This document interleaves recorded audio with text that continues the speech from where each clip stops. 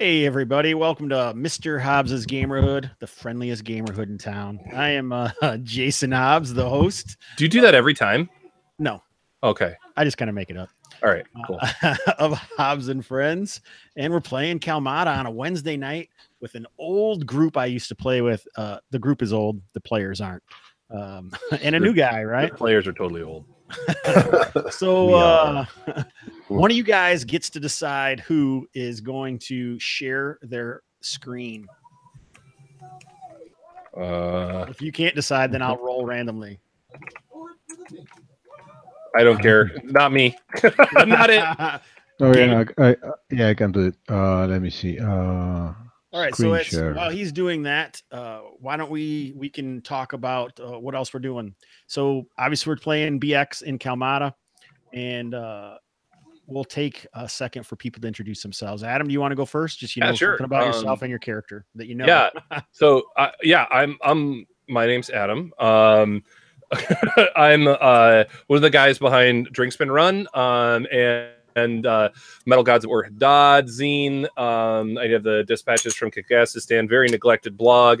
And I am playing Ivanov, the dwarven musician. Awesome. Jerry, you want to go? Sure. I'm kind of defunct blogger right now. I used to have the Sounder Blogspot, running a lot of articles on game design, stuff like that. And right now I'm running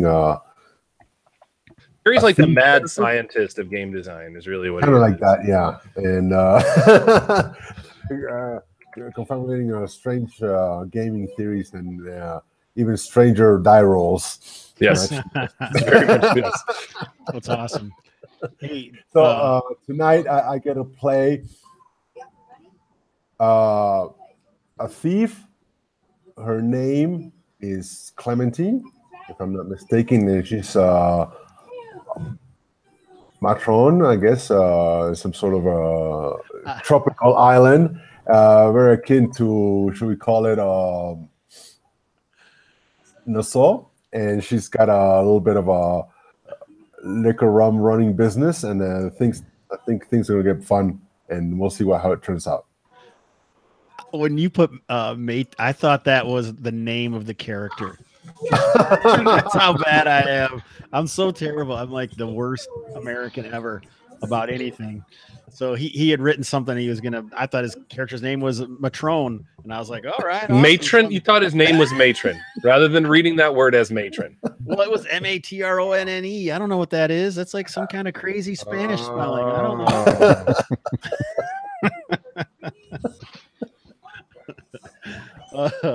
All right, so no worries, man. As I was telling Adam just a while ago, I hope you all forgive my French is terrible, so I hope I can play along with this character. All of my languages are terrible, so even American, even English, yeah, because he calls it American. It's American. See, Gabriel, you want to keep the screen you're sharing on the Roll20 screen instead of the Hangout screen, because they'll all see that. Yeah, there. Thank you. And then I'm going to click you, and then it'll stay on. Nice. We're getting good at this, guys. It's only like the 20th time, and I almost got it figured out. All right, so here we are. This is Sindanor. This is a small isthmus with an ancient village in the middle of a bay on the western side of a large tropical island, mostly dominated by a vast jungle. The island is known as Kalmatta. The conceit of this game is you have come on a boat to come to Sindanor in search of treasure. So you could be from a nearby island. Clementine, the Matron, who loves Patron. But so the whole idea, like I say, is you come here looking for treasure for whatever reason. Most likely the ancient treasure vaults of Zadabad, which were massively popular because this whole game was based originally off the product by Stormlord Publishing of the same name, just in the future. So I originally wrote this campaign for one of the authors to play in, which would be Eric Hoffman. And I like to make fun of the words. Nice guy, Eric Hoffman. Oh, super nice guy. No, that's his title, right? Nice guy? No, Hoff now. We just call him the Hoff. That's how he's important. So, nice guy, Murder Pub Hoffman. Anyway, there's some text in the beginning of his book that I always make fun of, and he always says it was Carl that wrote it. So I wrote some text for the beginning of this adventure. All right, and I always read it if we have new players, so you guys are lucky. Okay. The great bronze gate to the Black Pyramid was sundered, and the head priest of Chabanil was slain. His elephantine head was carried upon 2 boar spears by courageous bearers back here to Sindanor. Your angry approach kicks up dust, and children, faces obfuscated by the tatters of linen wraps covering every inch of their bodies, scamper from the storyteller seated cross-legged on the dusty porch of the inn's boardwalk before you. Welcome, travelers. Welcome to Sindanor, gateway to Kalmatta, island of adventure. I can see by your faces you're confused by my story, but yes, it is true the treasure vaults of Zadabad have been plundered. But do not fret. Vast wealth lies hidden by the growth of decades, and much of the Zadabadi lies undiscovered. Come into the inn and prepare yourselves for travel. Get a good night's rest, for it is likely your last. All right, there's that. So that's finished. So now this is a pretty procedural game based pretty hard on BX hex crawl rules. Cool. So this is the island. None of these is like the town doesn't really matter because you're not going to be in town. You're going to be in the jungle. Yeah, we don't want to waste time in town. Yeah, so these tokens out here are all dead characters from this game. There's some more over here because we ran out of room. All right, that's just to set up the scene. So now when we go down farther, you have the Rip Inn. So this is an area where these are live player characters along the right side. And these are hireable henchmen, men-at-arms or women-at-arms, and 0 level halfling and a dwarf here. So, and then over here is a leveled character who you can hire for a share of your booty. Below here, this is your characters. This is where we stage up right here. And so I have all 3 of your character tokens down here. And so the next thing we would do is if anyone wants to hire anyone to go with them, normal going rate for a man-at-arms is 1 gold per piece per day. Races like dwarves and halflings, they would be 3 gold pieces per day. And porters or torchbearers are 5 silver pieces per day. You can offer whatever you want. It's going to be a reaction roll if they join up with whatever you're offering. So, Gerardo, would you like to hire anyone to go with you? I would guess I would volunteer to protect such a charismatic woman as myself in a hospital environment as the wilderness of Kalmatta.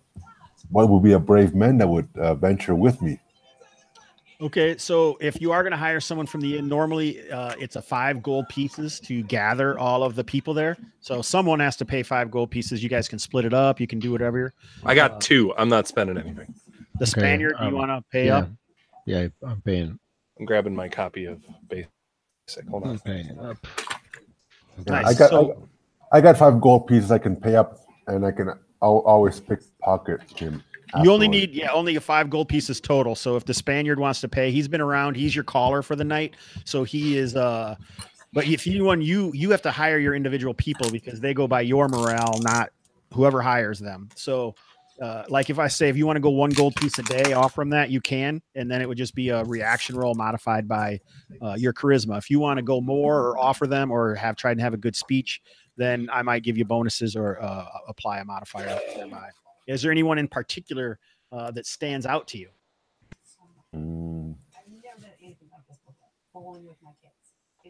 So like I say, you have basically any of these guys in this area right here. Right. I'm looking at them.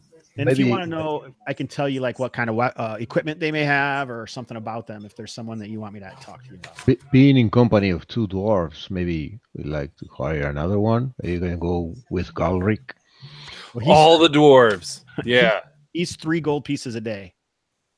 That's the standard rate. You can offer him less, but obviously that'll probably modify the chance of hiring him.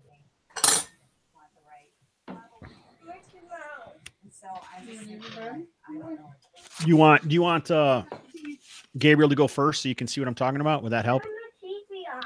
Sure. Yeah. I was looking at this Gilmar character. Who's he? Which one? Gaimar. Okay, Gaimar. All right, so he is a man-at-arms. He has leather and a shield. He says he's been into the jungles before, and he has a leather shield and a sword and a brick of cheese. Brick. The cheese is important. Yes. So we shall make dungeon. What are you going to offer him? Well, Regular 1 gold piece a day, or do you want to like offer a signing bonus, or just straight up 1 gold piece a day? So the first right now, whatever you give him, he's going to spend immediately tonight and then the next day. So you'll lose it even if he dies and you try and rifle his body later. He won't have this initial payment. He'll use it. We'll start with a gold piece. Yeah. All right. So you're going to offer him a gold piece a day. So basically now you just roll 2d6 modified by your charisma.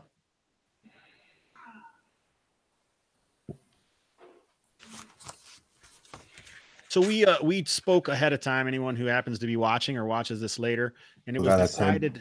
Ooh, a 10? That's pretty darn good. So yeah, he absolutely goes with you.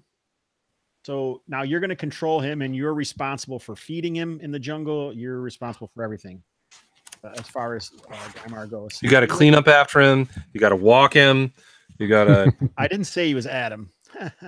Wrong. It was funny when I did it, Hobbs. Okay, my bad. That's Sounds just like my husband, except of course he's worth something. Awesome. So, Adam, would Ivanov, you don't want to try to hire anybody? I can't afford anybody.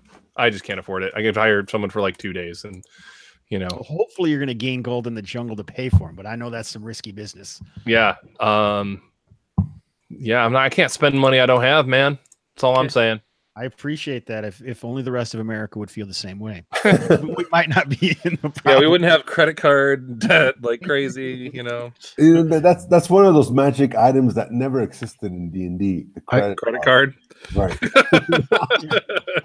All right, so mark off a gold piece, Jerry. There was always a bag of holding, but it was always empty unless you filled it in first. And Gabriel, do you want to hire anyone? It's Ivanov, right? Yeah. So I can lend some coins to Ivanov. Okay. We would need someone to carry our extra shields and maybe the treasure back. Assuming we have extra shields, but yes, I like the idea of a porter. That makes sense to me. What makes sense to you, Gabriel? Is there someone in specific you think is a Kargax the porter? Oh. Go for him. He's got expertise at porting, I'm guessing. Yeah, he's been out there before. Okay. All right. Well, so I'm gonna roll. Do I roll a reaction roll? Yeah. What are you gonna offer him? The going rate for a porter or a torchbearer is 5 silver pieces a day. Oh shit! Yeah, well, I'm gonna go hire him my damn self. I don't need Gabriel's help. Yeah, I'm gonna offer him the going rate. I'll sweeten the pot by 2 copper pieces a day. Well, you said it was how much? 5 silver pieces a day. 5 silver pieces. I'm sorry, I misheard that. No, I'm gonna go with the going rate. So I make a reaction roll. Yeah, modified by charisma. That's how reaction rolls work. You got it. Yeah. So hold on a second. Ooh, it does have my charisma. You could say good night. Good night, buddy. I love you. All right, so I love you. He's like, hey, is that the Spaniard with you? Hey. I don't really like that guy. He's kind of an asshole. You notice now that this guy is missing a nose, and so whenever he speaks, it kind of affects his voice that way. You seem all right though, but I'm not sure that's enough to deal with the Spaniard. Okay, Gabriel, you want to throw in a little bit here? Maybe we offer him a gold piece signing bonus. Yeah, that's like 2 days work. I'm covering the bonus. I have like a couple. Yeah, two gold pieces bonus. 2 gold pieces. Okay. Well, no, let's start with 1, and then we offer him another one. Well, if you fail, it's a chance that you'll lose him completely. I'll take it. I'll take that chance. Right, so +1, I'll give you a +1. Okay. So roll again, +1.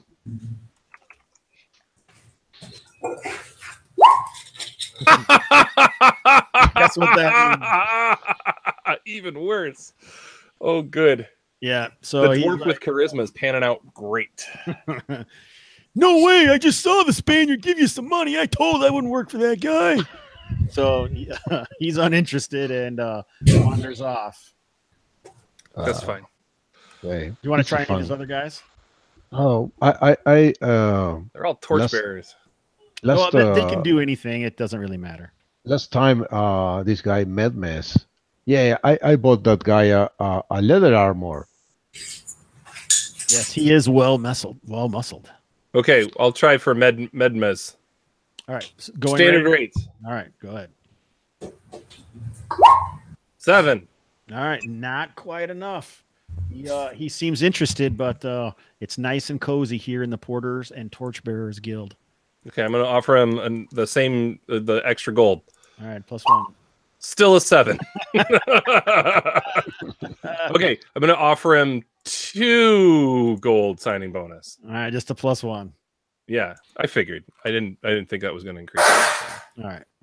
Yeah, oh, 10. He's like, I win. I won D&D. All right, here you go. I won charisma is what I want.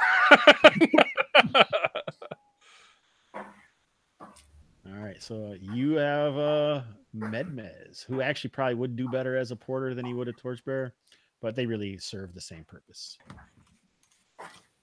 Okay.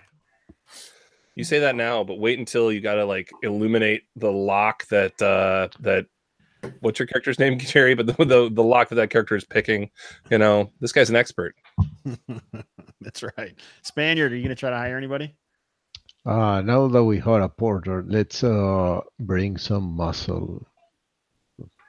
I'm going for a fellow dwarf, Galric. Awesome. Galric's been hanging around. We need more dwarves. He's got a half melted face. Oh yeah, remember. Let's see if we can melt the other half. Battle axe, chainmail, and shield. So the going rate is 3 gold pieces for a dwarf man at arms. Well, fighting a black dragon will help us with melting his face away. That's right. He's already. I think fighting any dragon. The risk is over. Spaniard. Okay, I'm offering a standard rate and 2 gold signing bonus. All right, +1. I'll give you another +1 for being a dwarf. So a +2 total. Okay. Okay, so let's see. Charisma. No, reaction, right? Yep. Yeah, reaction. Reaction, and I have +2. Yeah! Whoa. Nice. All right. Yeah. Super loyal. We're getting feet rubs. All right, so.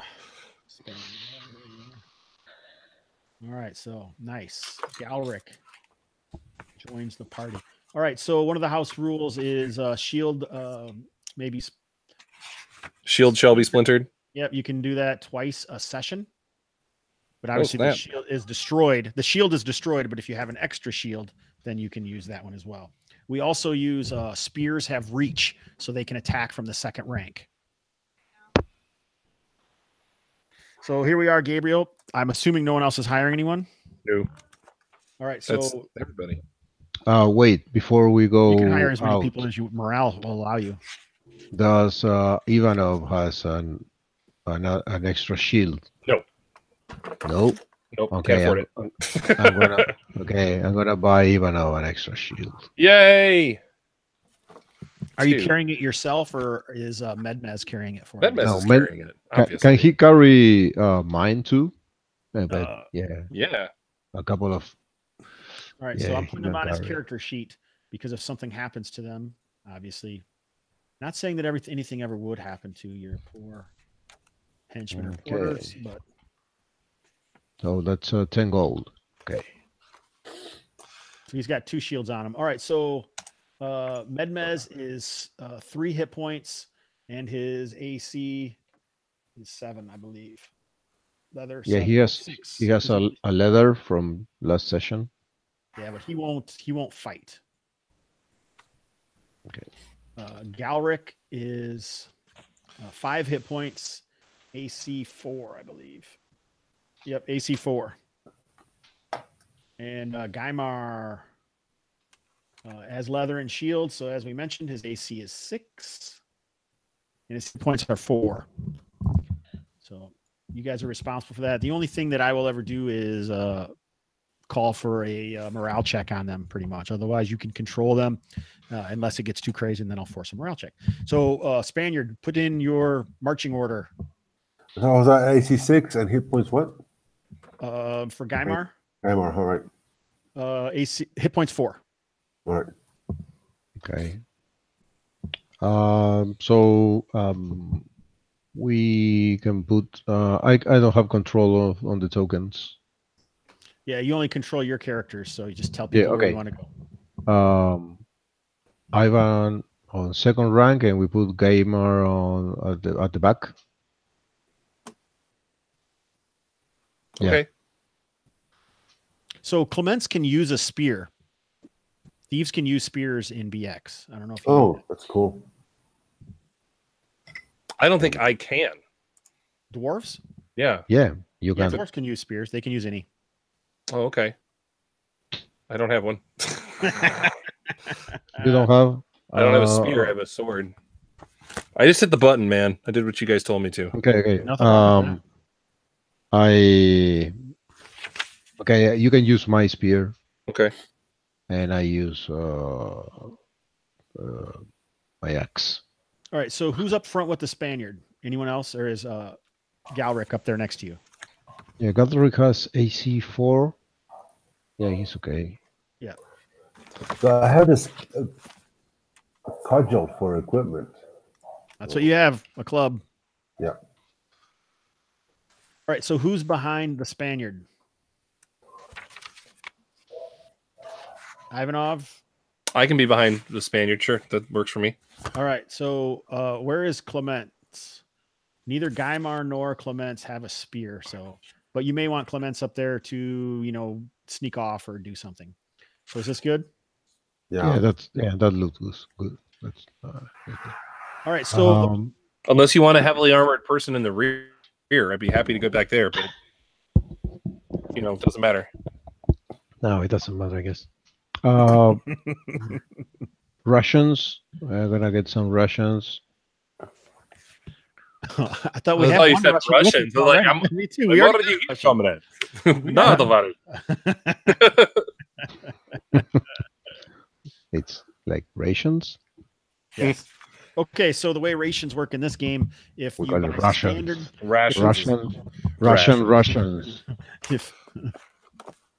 If you buy standard rations, they'll only last for the session. If you buy iron rations, they'll last from session to session. Obviously, you're not going to have any money to buy iron rations if you didn't start with them. So, I started with them, thankfully. Nice. Yeah, sweet. All right. Way to go, Ram. I have 1 week's iron ration. Oh, these bloody iron rations. I got 1 week's worth of them, so that's good. Yeah, because you have to feed your henchmen. So you have to carry for you and for them. Oh, okay. Oh, shit. Damn it. I have this great recipe for goblin stew, if we can just happen to fall upon some goblins. My henchmen will be delighted. Our henchmen will be delighted. Okay. Interesting. So that's 1 week. So I only have enough for me. I can't afford more rations for this guy.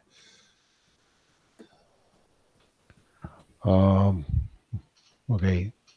Unless I can exchange my iron rations for the 3 weeks of non-iron rations that it would be.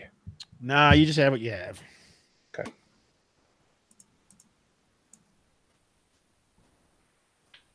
So you don't have for the I can't. No, I don't. I have 1 week iron rations. That's all I have. Okay. Okay.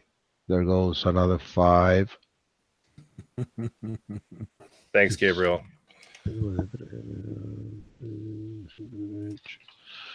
Harry, you have? What's that? You have enough for you and your henchmen? Well, I have a week's worth, so that would be about 3 days, I guess. You can scavenge for food. You know, it's just going to create more encounter rolls meta if you want to know. Okay. You can pretty much do anything you want. You know, it's just going to have repercussions. So. Right. Well, we'll I guess deal with that. Nice. Let's. You what? I love it. I love dealing with repercussions. It's my favorite. Okay. That's the secret of DMing. Isn't it? Just make people deal with the shit that they chose to do. Yeah, that you don't have to do anything. They do it all on their own. DMing is easy, and people don't know that. Awesome. So are we ready to go? Yeah. We're ready. Is there any equipment that you might need? You gave it all to me. Okay. All right. Roll. So we're gonna head over to the hex map. All right, here we go. This is a 1 mile hex map of the wonderful map created by Stormlord Publishing of Kalmatta. So obviously you can any area that you can see is kind of represented. You also saw this map before you left. It was etched into the table in the Rip Inn. So any like upside down triangles, those are like areas of interest. The black areas are stuff that have never been traveled through. Any hex that you travel through that's never been traveled through is worth 10 XP.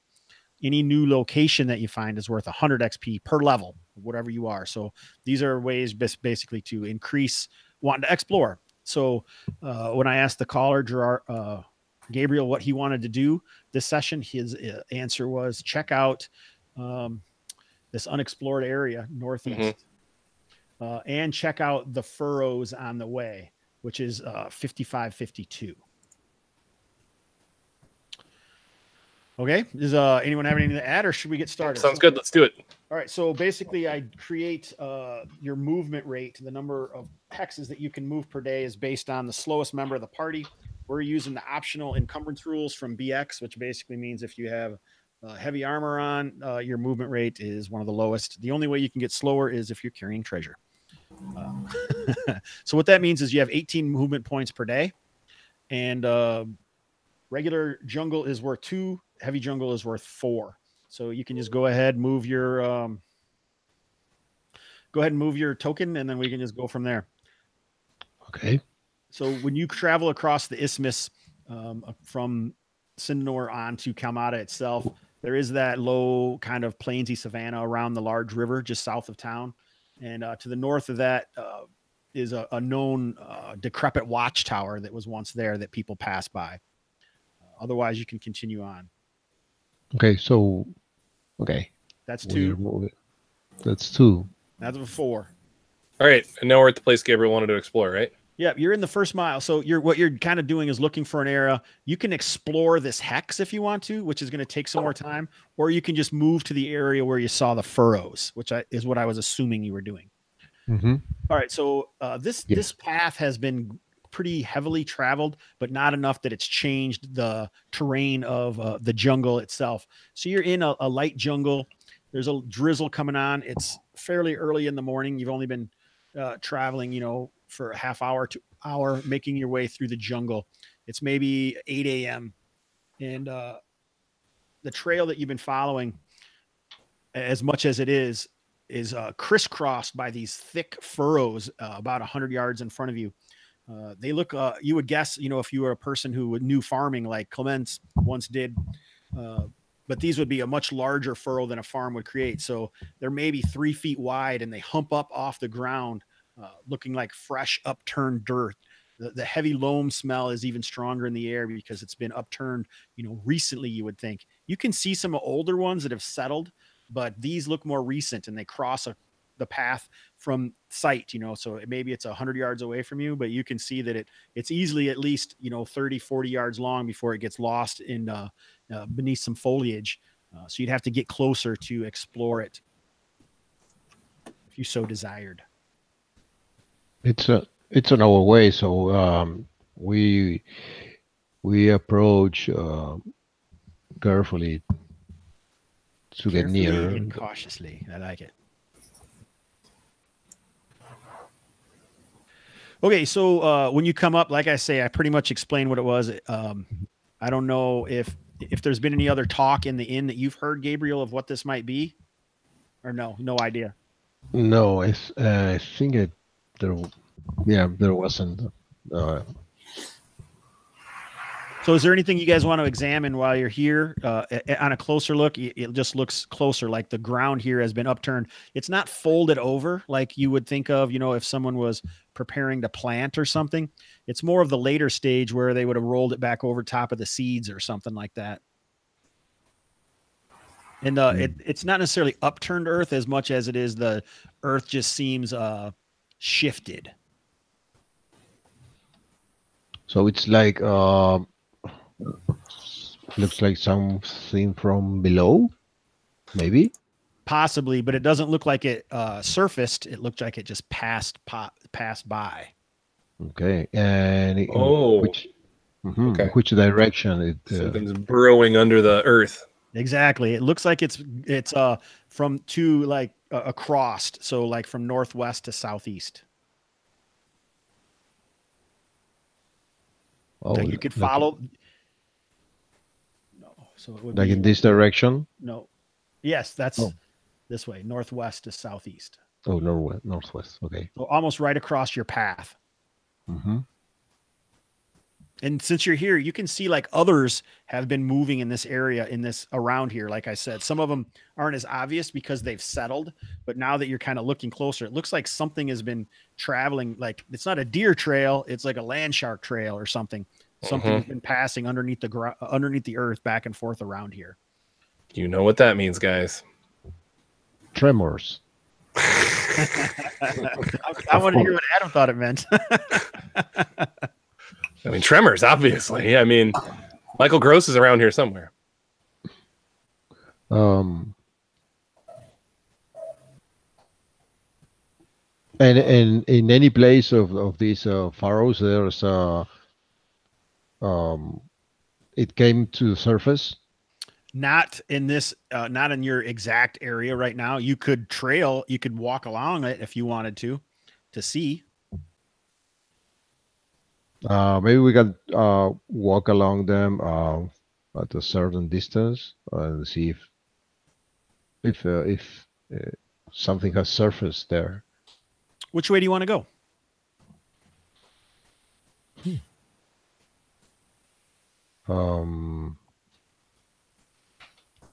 I am in the direction we were going. Okay, so you would walk away from them because they're going from the other way. You'd either have to go up to the northwest. I thought they were crisscross. Right. No, your path. They're crossing your path, and we don't have to leave this hex because it's a whole mile. Mm-hmm. It's just where you guys are right now. It doesn't mean that you'd be leaving the hex. You'd still be in this hex. I'm just curious if you're going to go, like, if they're going one way or the other, or what. Maybe there's a whole gigantic land shark migration all going one direction. I don't know. So which way do you want to go? Do you want to head northwest or southeast? Let's go inland. Let's go inland. Okay, perfect. All right. So, you travel for a little while, and in fact, you do find a location that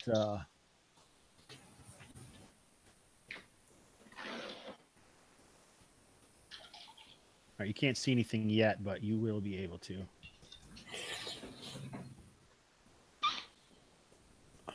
I'm just setting it up here.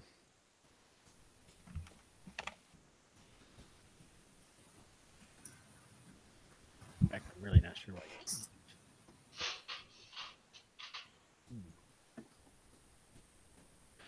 So you're basically following along. I think we fell into the pit. Into the pit. No.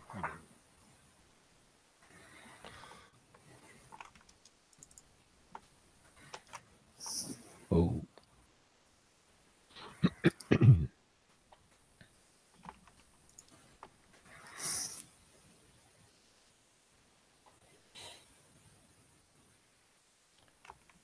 There we are. All right, so you're moving along the jungle in the furrow that you're following. I'll just throw it in here quick.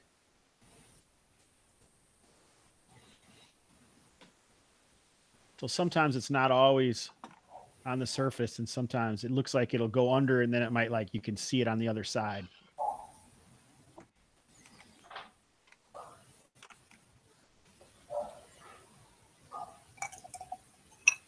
Okay. All righty. All right. Yeah, we see it. So you guys can go ahead and move what you want to do. So these areas here are you're up above, and you'd be going down. So these are almost faces that range anywhere from 3 or 4 feet to up to maybe 8 feet high. This drop off. So you guys could climb down them. You could go follow down a trail this way if you want, which is just an incline, but it's not like a cliff almost like this is. That this would be like the soft incline. Okay. Yeah, let's stick together. Obviously, let's all stay together. We go like this way. Yeah, if you want to just say you stay in formation and you follow that path, you can just move your token, Gabriel, and then everyone else will put them in that place then. So you could still stay in formation. You could do that if you want to. That's no problem. But if someone else wants to take off and do whatever they want, they can as well. So you're kind of moving around here. This is what the jungle looks like. There's a light drizzle. It's incredibly hot and getting hotter as you move. But anything you see on the map, your character pretty much can see. So you can see up to the far right. It looks like there's something up there. Oh, so okay. So we see those kind of some sort ruins of ruins up there. Oh, yeah. Okay. So maybe we can go through here. All right. So the Spaniard leads you guys on. He seems all excited about ruins for sure. All right. Where'd he go? Okay. And let's go let's see some place to get up there. Maybe going through here and then here. You can certainly just make a path if you wish. Okay. All right. So the jungle, the sounds seem what you would almost expect from a heavy, wild land. You're not that far from Sindanor, but Sindanor is barely, a pimple on a rhinoceros's butt. I don't even know if rhinoceroses get pimple, but anyway, they definitely have butts. Yeah, they definitely have butts, and it would be a small thing on a large thing. So the wildlife is kind of normal. You may not see, some crazy megafauna dinosaurs hanging out in this area, but you can certainly hear birds and, insects, and all those things are active. It's not like deathly silent or anything like that. Yeah, you have to worry when the jungle goes silent. Because that's when I start playing the concertina. Yeah, what's going on right now? So as you guys are heading through this thick jungle, especially Ivanov, who hasn't probably been in this sort of environment before, what can you tell us? What's going through his mind, or what's it look like right now? If we were just watching this. He's probably not used to being around all of these plants, so he's probably, poking at things with the spear, testing where he's walking before he's walked there, because obviously, if it's not, if they couldn't be bothered to make this jungle out of stone, it's not really trustworthy. Awesome. So what about Clements? What's going on with Clements? It's better than cutting sugar cane in the heat of the tropics. So let's move on. This is bliss. All right. So as you guys are heavily pushing through, Gaimar is like, "Hey, I thought I heard something back there," and points back towards where you were, and you can actually see near one of these trails. It looks like some of the furrow down here is actually kind of shifting. Where is it shifting? Down here. Uh-oh. Along that weird seam? Yes, like you can see it kind of moving undulating up and then coming down as it's undulating across here. Mm-hmm. Okay. Quick, let's get it. Let's get to those ruins. Yeah. Maybe up here. Yeah, I move. You guys just head for the ruins at full speed, running with the rhythmic bouncing of your feet on the ground. No, I think we should do it like cautiously, so as not to, alert whatever's underground to the fact that we're running across its home. Plus, my extra weight doesn't allow me to run that fast. So it's more of an arrhythmic or a jogging. Staccato. All right, cool. All right, so you guys move away, looking over your shoulders, slightly nervously, and it kind of undulates and then moves out of sight as wherever it's going, it continues on that path. Good, that's where it should go. Yeah. Okay. Okay, so there's something down there. Okay. Oh, let's So you've happened upon some sort of ancient ruin. Its foliage is heavily covering much of it. It looks like they used to have some kind of pillars, and some bit of wall is still standing, as well as some sort of monument with a stairwell on either side. Sounds like my house, but anyway. Does it? No, not right. Oh, okay. It's exactly like his house. I kind of wish it was like my house. Okay. Does it look like that tomb that we found, that Lemurian tomb that we found some time ago? You're not sure. Why don't you go ahead and make either intelligence or a wisdom check, whichever you choose. This is a roll under. Okay. Yeah, I think both of them are the same. So. Oh wait, the wisdom from the for the wraith, it's would have healed by now. Yes. Yes. Okay.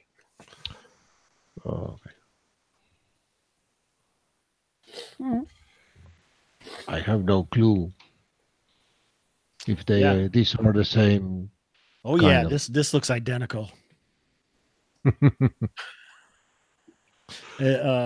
So the Spaniard starts kind of looking around and apparently believes this looks identical. Is there anything identical to what? Some ruins that he had found previously. There were some ruins that we found in the jungle, and they were there was some above thing that these stairs, and we found something below ground, and there were these undead creatures, half snake and half human. Cool. Okay, so let's take a look at this construction here.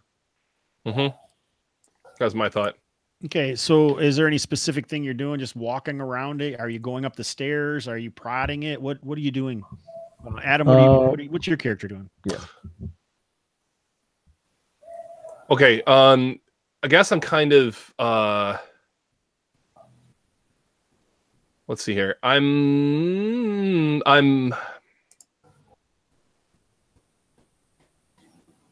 Yeah, I want to examine. I'm going to start with the stairs. I want to see if there's anything, anything notable about the stairs and their construction. I've got this spear, so I might use that to prod along any seams that I find to see if anything will catch. Okay. What about Clements? What's Clements doing? Well, I was going to start looking at these pillars that are falling down here and the plants. I'm going to see if there's any fruit or something, particularly if I can distill it into some sort of liquor.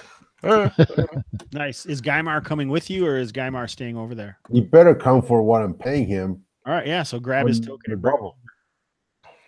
You can grab his token and put him where you are. What about the Spaniard and his stalwart dwarven companion? I tell Galric to check the other stairs.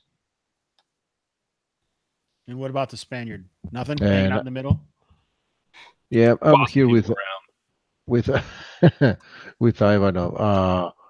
Yeah, last on that tomb, I remember we found some secret entrance below the stairs. I think I remember.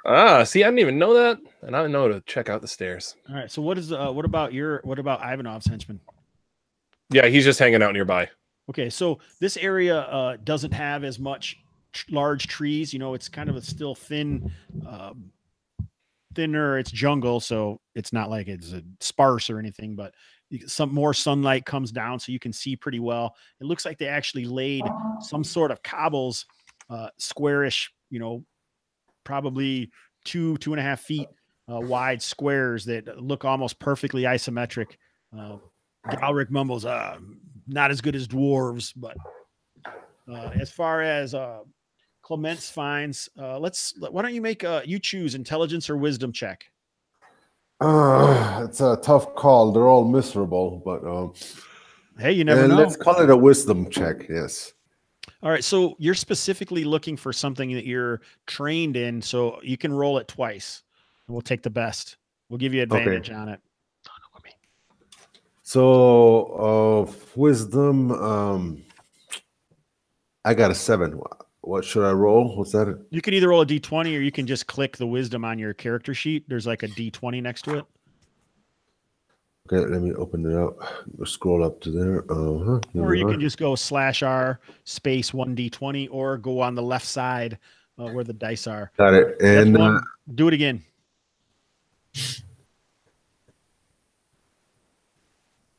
So that was kind of forceful. Do it again now. Yeah, you think that maybe, you know, one of these fern leaves,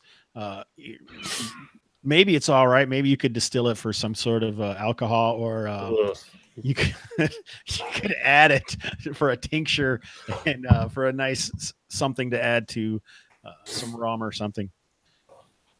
I'm going to take that, and of course, I've already. Do you know how alcohol works? No. Okay. Yes. You use alcohol to make a tincture, though. I know that. Right, and like I mix it with alcohol to still extract it, and as I've always, I mean, that's that's the whole thing I have with my own town. You know, I always think I got the coolest stuff, and everybody ends up, you know, wasted. So it's not going to be any different today. As far as those, the pillar one that once was a pillar, it looks like it has fallen a long time ago. And whatever caused it to fall is unknown at this point. Okay, so the stairs and the actual, you would be pretty sure that this structure, whatever it is as old as the actual stones that were put into the ground to make this, you know, almost level area. Mm-hmm. Difficult. It's obvious that when they did it, they probably cleared all the foliage, and it's been difficult for the foliage to come back through these stones that they laid into the ground. And this stuff has been here for a very long time and withstood all of the crazy weather, the heat and moisture from the jungle. As far as the stairs go, you don't believe your dwarven senses or knowledge recognizes any shifting stones or anything. There are some cracks that your spear catches on, Ivanov, but it doesn't seem like loose stones in the stairwell. Okay, so we can walk on it just fine. If I walk up it, nothing bad happens. As far as you can tell, yeah, nothing bad happens. So I'm gonna walk up, and this top part that looks kind of like a cap or something like that, like a yeah. Is that what that is? That's definitely what you believe. Yeah, like maybe there's sealed. There was an opening there, and this cap has sealed. Yes. Mm-hmm. Do we know who made these ruins? The Spaniard is guessing Lemurians, but just because of what he found in the last ones that looked similar. Are Lemurians humanoid, or are those snake men? Snake men. Okay. It seems weird to Ivanov that snake men would use stairs. Yeah, that's why I was weirded out by the stairs. Yeah, it makes more sense that it would be a slope, probably. So maybe the Spaniard doesn't know what the hell he's talking about. Yeah. So let's take a look at this cap thing. I want to see, is there any like natural handhold like worked into it or anything? Any spot where something would be inserted into it to assist it in lifting or assist lifting it? Ivanov feels that this probably wasn't planned on being opened. But he does find some weak spots. So if you had like a crowbar or a pick or something, you think that you could break it fairly quickly, as opposed to, trying to do it all the way through a heavy cap. And so he found some spots that look less solid than others. I got iron spikes and a hammer that we can use. Yeah, and I have a 10-foot pole, so we could use the iron spikes and the hammer to like hold it up, and then even use like the 10-foot pole to create like a pivot point to get it to move, or we could smash this thing in the weak points. You could do any or all of those. Okay. If Galry, he didn't find anything, he's up there too. Yeah. No, it doesn't seem like he did find anything. Okay. Let's try those weak spots and see if we can wedge the spikes and maybe and then try to lift it up somehow. It's like it's a really big slab of stone. Yeah, it's very big. It looks like a very large capstone. And it wasn't meant to move, so whatever got put underneath it was meant to stay there.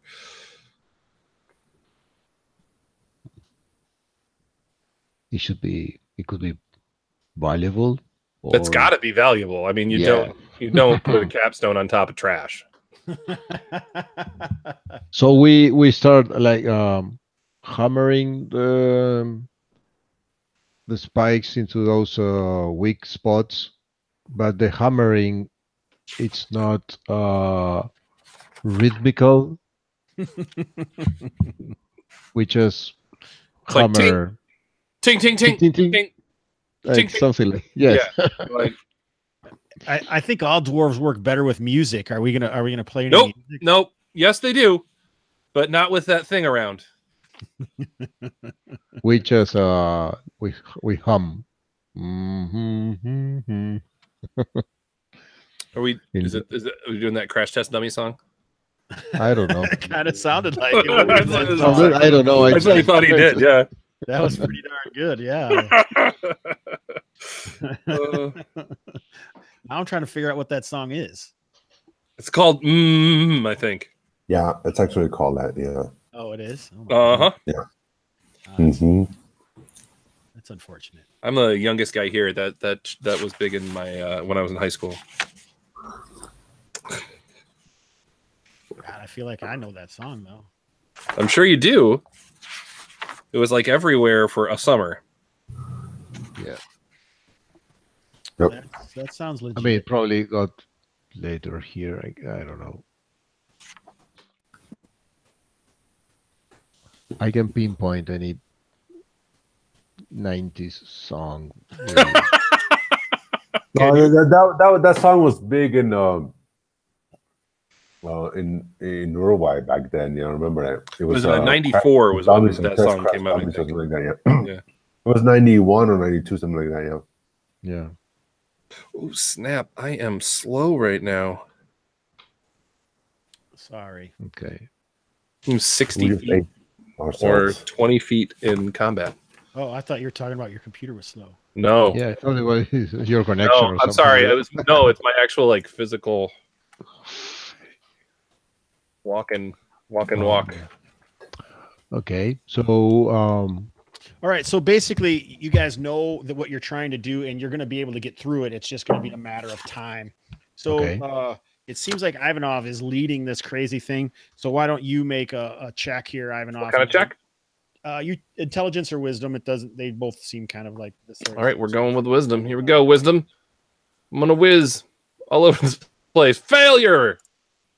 All right, so it's going to take probably about 4 hours in order to get this the way that you want it. How bad did you fail? I didn't look. 2 points. All right, so no critical failure in that situation. No. All right, okay. So that's what it's going to take about that long. Critical failure would be it cracked open underneath us. We all fell in. And died. Yeah, exactly. I'm game for taking the time to do that. Yeah, right. And I realize I have a keg of cachaça here at hand, so maybe I could put some of those plants I just found in it and stir them up and see if we can get an extract to rise the spirit of my fellow party members. Oh, that sounds fantastic. You found coca. Unfortunately, it's nettles. Oh. No, I'm just kidding. I just want to see them failing their saving throws against my... This is a bunch of dwarves, right? I mean, like, we got the best saves, man. Yeah. Yeah, you're right. Halflings are maybe a little better. Yeah. Good luck against my Kemp instilled cachaça. Oh, so you guys finish up and you're getting tired and you know that you're about done and it's around lunchtime. Okay, yeah, we make a. So while they were doing that, what's Clements and Gaimar doing? Just other than what you already said. Anything else? Or I mean, that starting a fire, maybe getting that going. Well, a fire would really make that chemistry work. So I guess I'm a chemist. I'm going to start a little bit of warming up my liquor. Just mix up that all those chopped up leaves and have Gainar have a sip of that. See how bitter or sweet it's coming out. So I'm kind of hanging around those fallen pillars, brewing my stuff while everybody else works on those bloody stones there. All right. I'm starting to think every group should bring along a brewer / cook. Because you never know exactly what's going to happen. We could break into the One Ring game at any moment. Oh man, and you didn't hard spec to cooking, so you're gonna screw us all. So never mind that logic. Let's put it all away. All right, I'll do my best. So, yeah, we can make some camp here. This is a wall, right? Like a partial. So you guys are getting over close to the wall? I'm just kidding. Yes, a stiff breeze comes and knocks the wall down without any systemic footstep periodicity. Save versus concussion. I mean, we have like cover from two sides, so it's a kind of good spot. Awesome. So I'm sorry if I seem like I am stalling. It's only because he doesn't know what's going to happen next. Oh, of course I didn't know what was going to happen next, but I had to make what was going to happen next. Oh, yeah. There you go. Good job, Hobbs. All right. So nothing happens during it. None of these actions, haven't even spotted another of this shifting of these, whatever creature is making the furrows beneath. So you finish up your lunch and now it's time to do the finishing touches on breaking this cap. By the way that it is going to be a little dangerous. So who's going to finish it off up here? I can do it. Well, let's why don't maybe Galric and Ivanov hold a tire rope around myself and they can hold it just in case. Yep. Absolutely. I'm probably finished with my embravering liquor. If anyone wants to taste that before they open the. Can we reflect for just a moment on how amazing a word embravering is? That's my new favorite word. Okay, I liked it. I'm fine. Maybe we can leave it to celebrate after. See what we found down in here. There's enough liquor to embraver now and celebrate later. He should just use the word embravery twice. So yeah, so you gotta do it, obviously. we gotta taste it before. Yeah, I turned it into a burp and conjugated it. one more time, and bravery will its essence will enact itself here on its own. Be summoned. So, my fellow adventurers, do you wish to embraven yourselves? Well, obviously. All right, Hobbs. I can't go out there debravened. Is there a modifier I need to roll? See how I can modify their rolls, or how's this going to go down? Well, what are the chances that it is going to be dangerous? I mean, I don't even know. It's almost like this should be healthy, right? If it is, you're just getting almost essential oils here, right? Right. Yeah. So you have some friends. If you you're heating it up, is that what the plan was? Yeah, I kind of like brewing it a little bit and stirring with. So a few hours isn't going to be the greatest thing in this situation. It's more like a tea. So why don't we make a saving throw? And if you succeed a saving throw, then we'll say that it'll give you an extra disadvantage on damage for the rest of the session when I attack you. Make sense? Oh. So we all roll. What kind of saving throw are you rolling? Poison? Poison, yeah. And if you succeed, then you get help. If you don't, then you won't.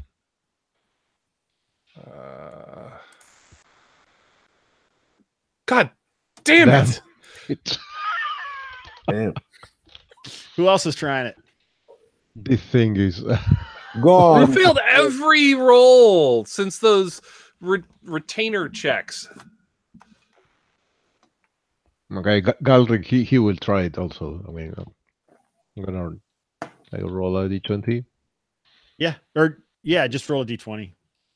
He's a normal man, so. Yeah. Oh no, you got a dwarf. Yeah. 8 dwarfs. Damn. He fails. Madam, this thing you brew is strong. It's a strong brew. It's a bit stringent. All right, so after the tasting, you what's that saving versus poison? Yeah, are you gonna take some? Hell yeah. And I failed too. Damn.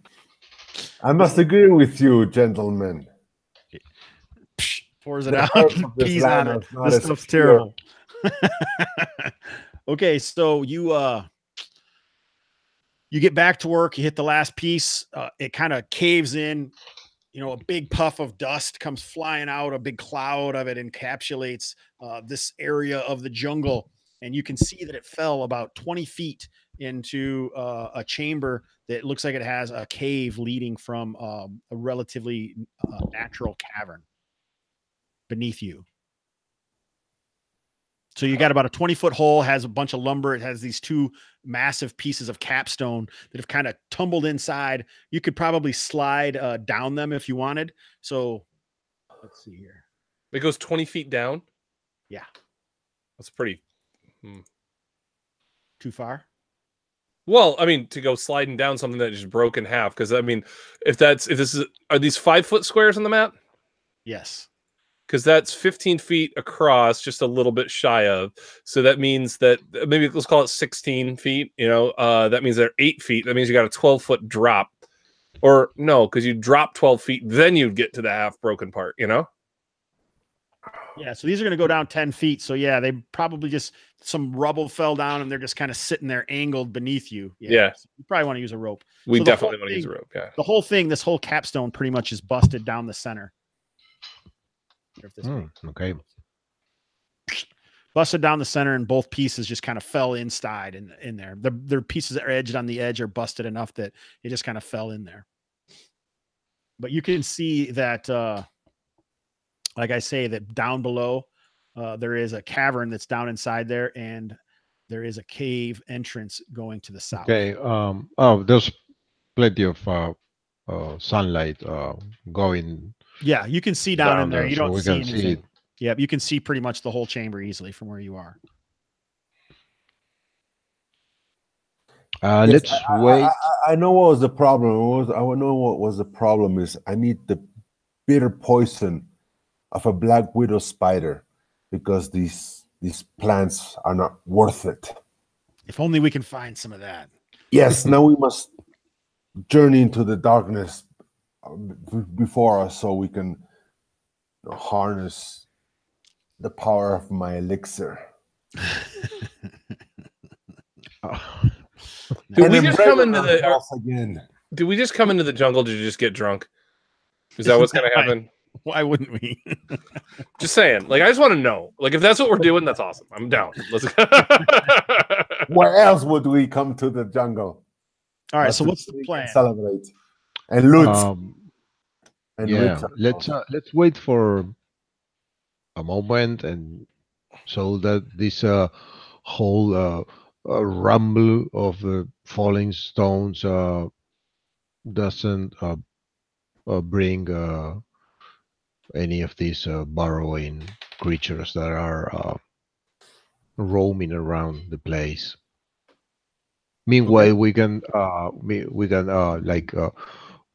use one of the spikes to tie a rope and lower it down. Yeah, lower it down. Good plan. Who's going? I'm going. I need the black widows, the poison, to spike my drink to perfection. All right. Okay. Are you gonna? You can see right in that area. So. Okay. So there is a chamber down there that it's bigger than what the light is showing, right? Yes. Okay. Okay. I start sliding down the rope. Okay. All right. Let me see here.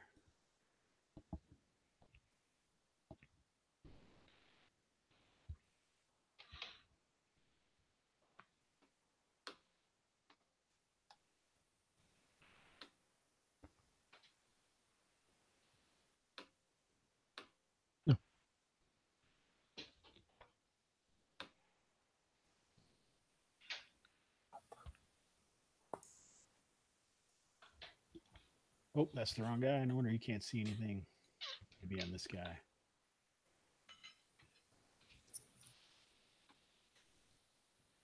Take that off, Gabriel, so I can see if you can see anything. Sorry. Yep. All right. Can you see or no? Yeah, yes. I thought so. I can't. Yeah, I haven't gotten to you yet. Oh, we're now underground. That's cool. Okay, so you guys can see the Spaniard, and I think Clements was going down as well. Yes, somehow I can't see. It's all black for me. Yeah, I haven't given you what you need yet in order to see.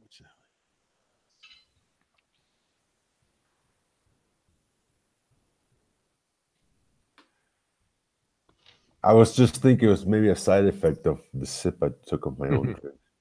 Next time, I got to start adding that because that's sweet. Temporary blindness. Yeah. Are we? Are the tokens on the right layer? Because I see it all like gray.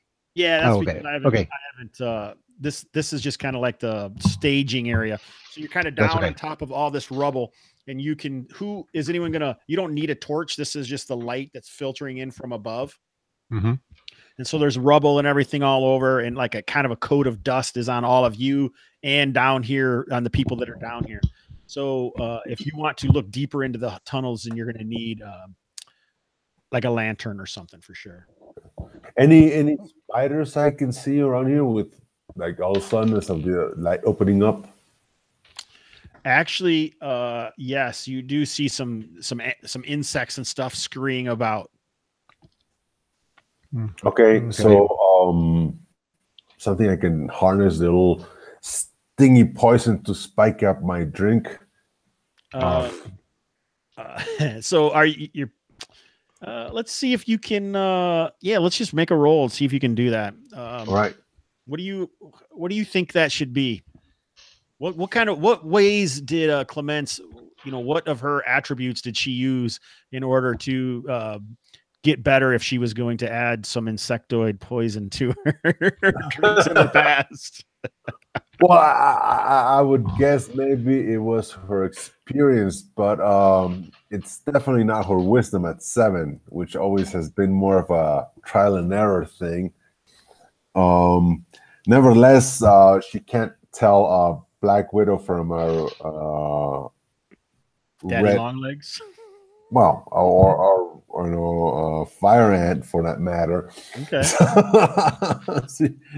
She said, she's going to smash him into a pulp and throw him in? Yeah. Smash him into a pulp and throw him in? Yeah, so you don't need to roll anything. You can easily do that. All right. Is anyone going to have a torch down here, Gabriel? I think the humans need one, right? Yeah. If you're gonna move out of this area, you're probably gonna want one. Yeah. So once we are all down there, I guess the Madness we should carry a torch. Is everyone coming down? Yeah. Okay, I wasn't sure if they were just hanging out down there while. No, everybody should come down. So I'm going to add those insects to my improv still and let Adam saving throw sort them out. I think that's fantastic. How that works out. See, it's worked so well so far. Right. So as everyone comes down and you see Clemence, crawling around on her hands and knees, grabbing bugs and smashing them and adding them to drinks, it seems like someone else paying attention, and you can choose whoever that is for you. It looks like the dust in the cavern seems to be shifting, and you can kind of hear something scraping along the floor, getting louder as it's coming towards you. Huh.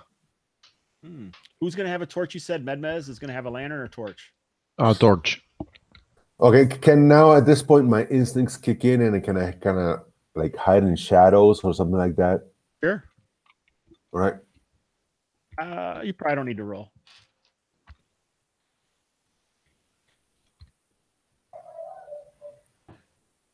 So kind of go to a corner or something like that. See if I can hide there. All right, perfect. So what's the rest of you going to do at this imminent feeling of danger? Is your hackles raise? Get into formation. All right, so get into formation. Yeah. Yeah. I would do that then. Where's the is it sorry, it's been a while. The front. Right, where's the front? So this is where the cavern is that leads in that you're hearing noises come from. All right. So Ivanov moves up. Is anyone else going to go in front of him, or because you guys are moving over some uneven terrain, and you can even try to use the terrain, to make them climb over it to get to you if there's anything in there. That's fine with me. Okay. Gaimar and Medmez going to do anything? Yeah, they fall in. Gamer before behind, so, yeah. Because Medmez has a torch, you could see a little farther. That's why. Yeah. Is Gaimar coming up, Clemence, or where's Gaimar doing? Jerry? No, I'm moving him forward. Go ahead. Kind of holding the line as well. All right. Sounds good. All right. Just as you guys move into position, you can see it looks like some skeletal warriors are trying to edge into through this about 12, 15 foot tunnel that are moving towards you. They look like their armor and weapons are made out of bronze, so it has some age. It's been a long time since they've been down here. Okay.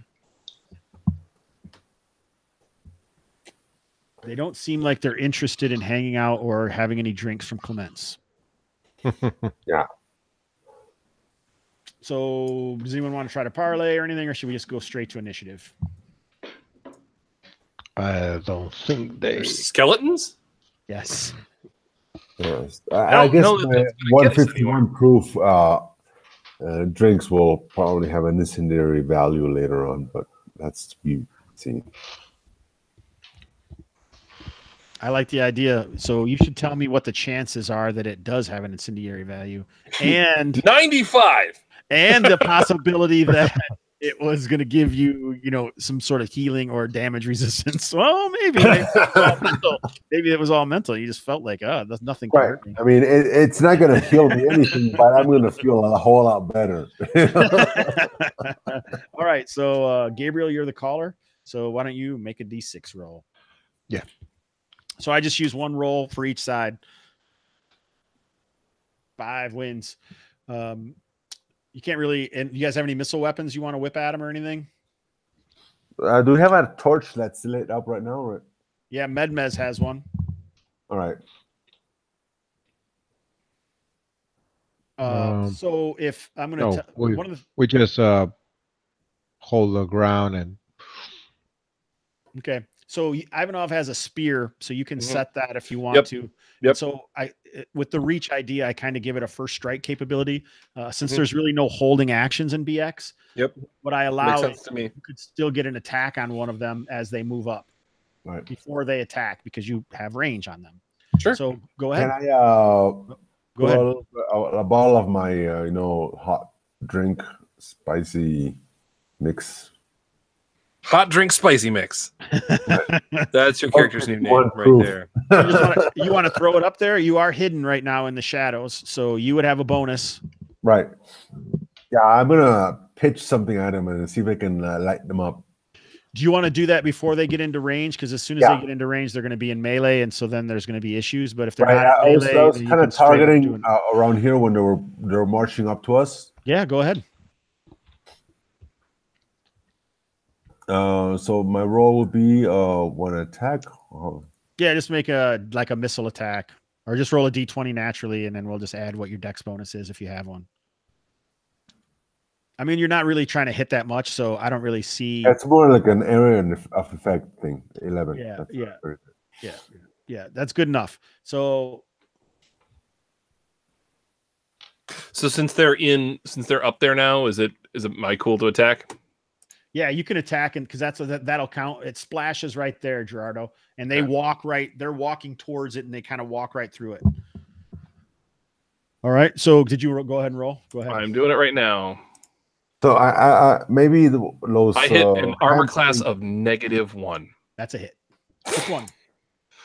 We're gonna go with the one right in front of me. Perfect. But I only did 2 points of damage. That seems like 2 more than he had before. Nice. All right, good job. All right, so then they move in. Gerardo, did you say basically you threw it from the shadows? Right. And you're not. I mean, the shadows are coming from above. There is rocks and tumbled up rubble down here, so you could be hunkered down in some shadows. It's totally legit. All right. Right. So I just kind of like pitch my little flail of cachaça mix with the hemp thing and hopefully some high phosphorus from whatever and become a little bit incendiary. It's thrown over there. So the next thing, if you wanted to, you could throw a torch on it or something. If you want. I'm gonna light them up. Yeah. All right, sounds good. Okay, so the rest of them move in, and there's going to be an attack on each of the 2 guys in the front as the other one tries to move into position. Yeah, we won initiative, so. Yep, it's their turn. Attack first. These things are AC 10. I mean, hit dice 10. I'm just kidding. They hit AC 5 and 4. That doesn't hit the Spaniard, I'm assuming. No, I have a AC 3, and Gallardi, he has AC 4. Okay, but the 12 would have been on him, so it misses. Okay. So it's time for initiative. Are any of those other guys? We have to attack. That's right. Yeah. Go ahead. Yeah. I guess we can attack things too. Yeah. Go ahead. You actually should have attacked first. Sorry about that. That's what you were trying to tell me. Right. Yeah. Good work. Oh, wait, here. So both of the dwarves here can attack. Yeah, C2. I think it's a hit. Yeah, I hit with my hand axe. Yeah, the one in front of me. Yeah. All right. So I've and Galric. I roll for Galric. Your henchman. I got to write that down because I keep forgetting. No. That's a miss. All right, so now it's initiative. Yes. Thank you, Adam.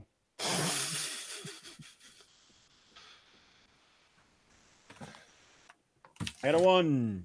6. 6. So you guys can go ahead. Stabbing. Gerardo, are you throwing? Yep, you betcha. All right, yeah. So go ahead and throw your torch. So you need to hit AC 9. Stabbing away. Go ahead, everyone. I hit AC 5. I got That hits. 17. Perfect. Fire hole roll there. Fire hole roll.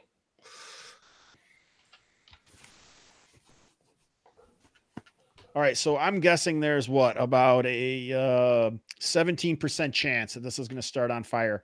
So roll a d6. If you get a 1, it does. Wait, how's that? 70, and I'll get.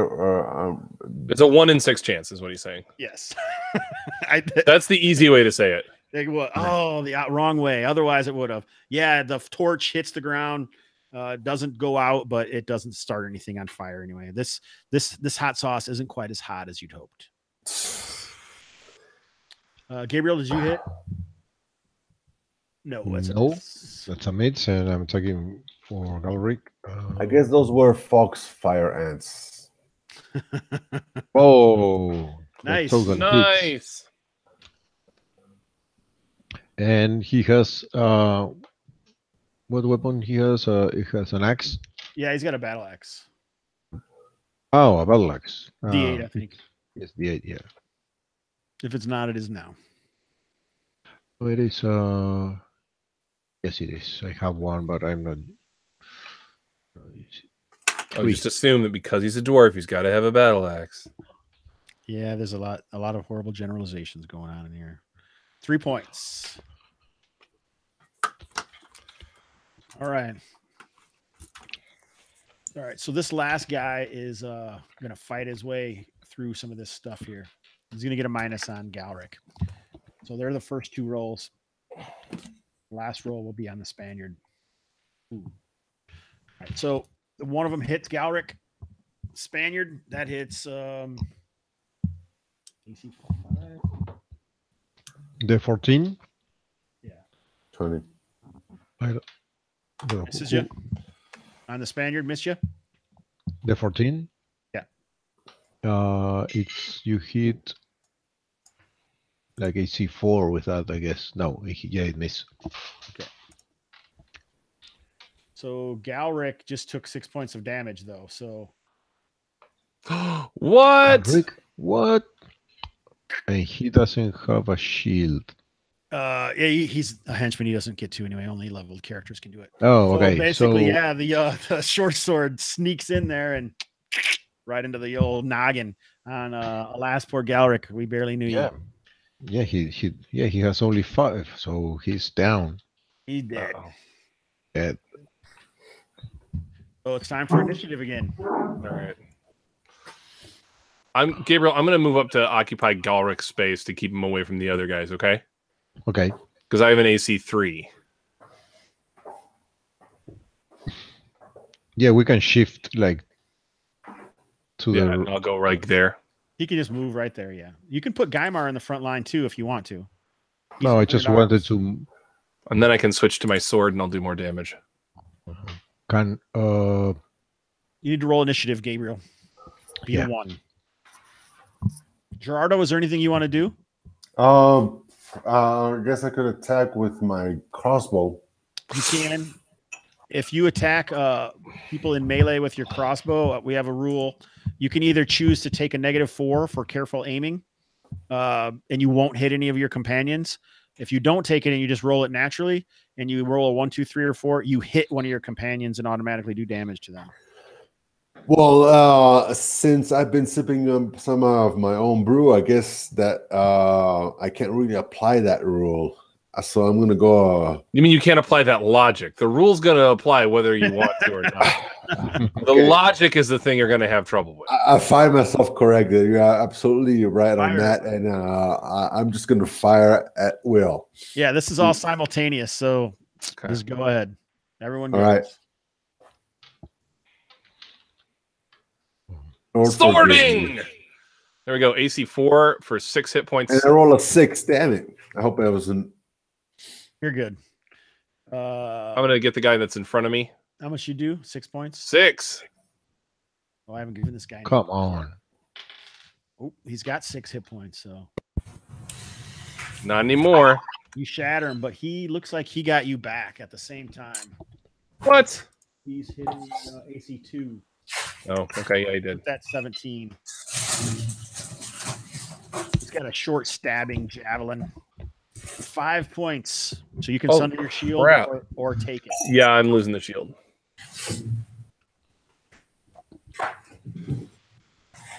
All right, so the crossbow bolt from Clements just flies in. The Spaniard misses, and it missed you. Is Guymar going to come up and attack, or is he staying back? Clements, that's you, Gerardo. Oh, he's going to move in and attack. All right, so roll a d20. All right. He's got a sword. Misses. 7. Nice. Now we got more people I can kill. All right. I can only kill one of us. All right. We got a 1 in 3 chance now. All right, so let's roll initiative.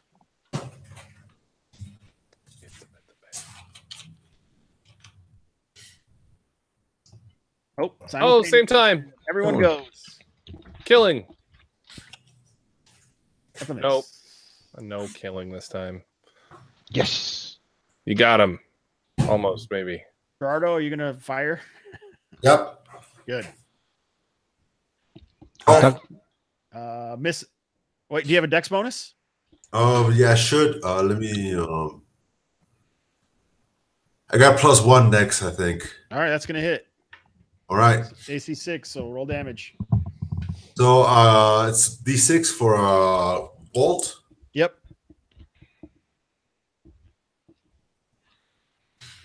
2. Yeah, so you're not really hidden anymore because you've been doing stuff from back there. If you were, I would have given you a backstab attack, a damage. So Right.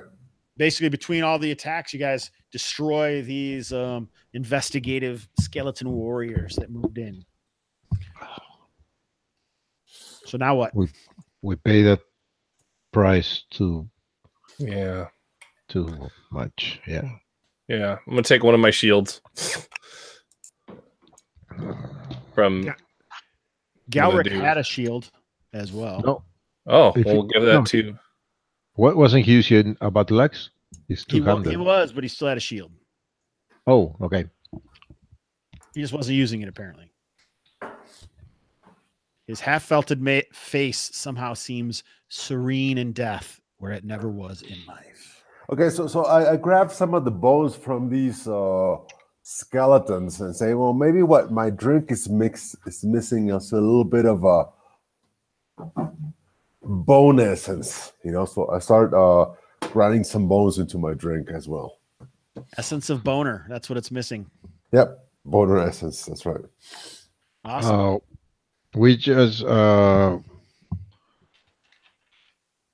don't know, we need to give this dwarf a decent burial. That's right. Yep. Do we do that now, or do we do that on our way out?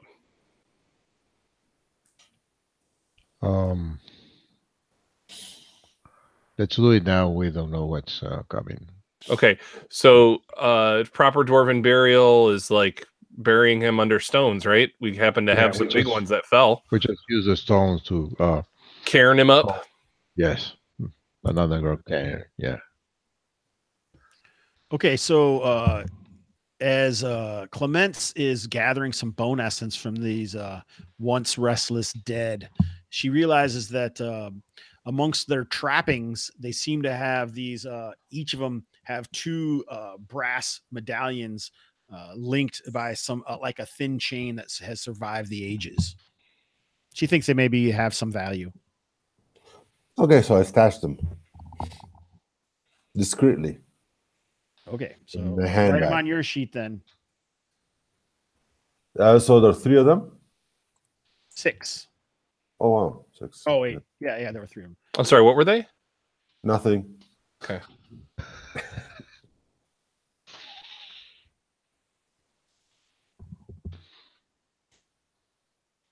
Okay, so you guys spend some time. Probably takes you an hour or so.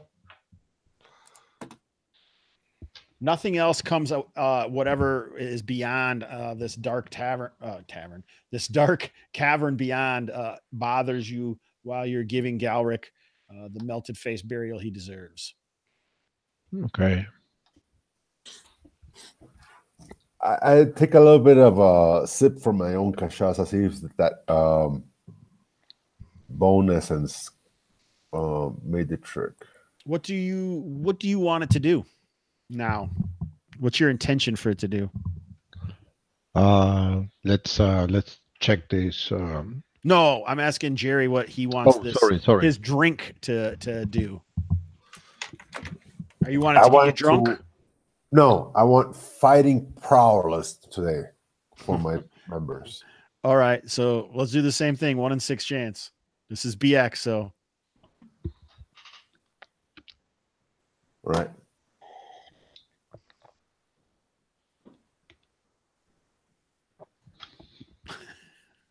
Yes. Oh. All right.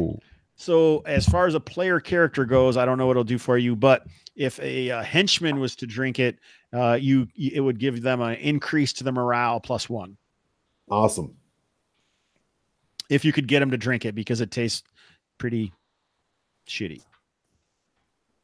But other than that, there's only one way to find that out, though. So they wouldn't know that until they'd already gotten the benefit of it. There you go. Well done. So boner juice gives morale. All right, nice. So I take a sip and I give it to Gamar. Okay. Gamar seems game. Everyone else has been drinking it, so he'll take a drink. So right. Whatever his morale would be from your normal charisma, his is +1. Awesome. You guys want to share it with your henchmen? It's probably not a sip, though. It's probably like going to use what you have available at this point. Okay. So, yeah, so I can prep a mojito or two out of that and serve it to my All right. Okay, so perfect. Is there anything else we want to do here, or are we moving on? Let's move on. So if they all drink it and finish off your mojitos, then your henchmen have a +1 morale. All right. Mojito empowered henchman. That's awesome. All right, let's move on. Spaniard. Yes, let's. Are you going to be in the front rank now, or are you going to put Gamar in the front rank, or are you going to give him the spear, or give the spear to Clements, or what's the plan? I think Gamar's brave enough right now. He's such a great guy, you know. He should take in the front rank. Yeah, of course. Why discredit him with any position less than the front? So are you going to be behind the Spaniard or Gamar? I'll be behind Gamar. Okay. Yeah. And then this way. This look good? Yeah. Yeah. All right. So what we're going to do is, this is what your marching order is. I don't want you guys to have to all move your tokens unless something happens that we need you to. So why don't you just move the guy with the torch? Okay. Just move it ahead. Medmez. So Spaniard. Oh, you probably can't move him. Yeah, you did. So I did that. Oh. But you can, Adam, or I can just change it. I'll just change it. Just move it, Adam. Just move it forward. How many squares should I go at a time? Just like 3 or 4 or something. Yeah. So you're going to see some different things as you move forward. There's 3. There's some columns over here, looks like. Yeah, and some stairs that are leading down. It looks like there's some rubble, like some walls here have lost some structural strength here and given out, or maybe this is rubble from they came in. The heavy dust kind of slows down as it kind of just poofed into this area, so it's not as thick in here as it was back where you were. It is deathly silent. Check here. Let's move.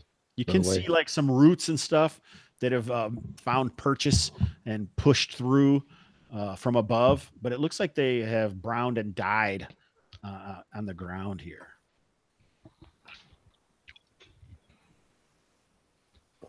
Let's go that way. Okay, which way? Sorry? Here. Okay. I'm moving into a wall. For some reason you can't see. There. We actually can't see there. No, you should be able to, but I don't. I'm moving my token, and it all that's comes. why. If you're looking at your screen on Roll20, because this is the Spaniard's view. Yeah, I see. So you don't have to move the rest of the tokens unless we absolutely have to. You can just move Medmez, and then he'll decide where you are from where he is. When if we need it, I'll say, okay, pull him out. So if you notice, it looks like there's another wall and some more rubble here. There's stairs that seem to be going down there. There's stairs going down here, and you can see on the ground down here. These look like the same cobbles that were above, but there is a sarcophagus there.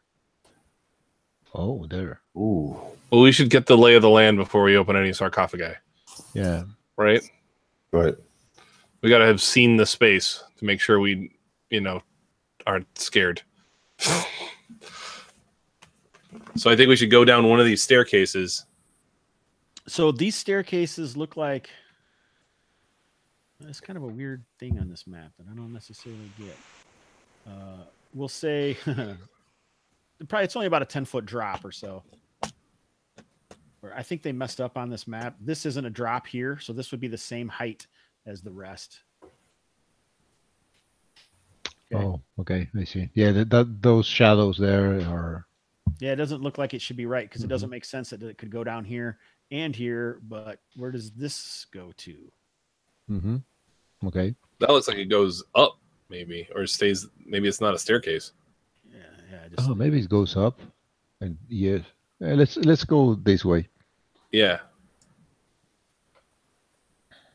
Okay, yeah, let's say it goes up. That makes more sense, I guess. That is what it looks like, because it looks like there's another hallway going off here. Yeah, there's a hallway going off that way.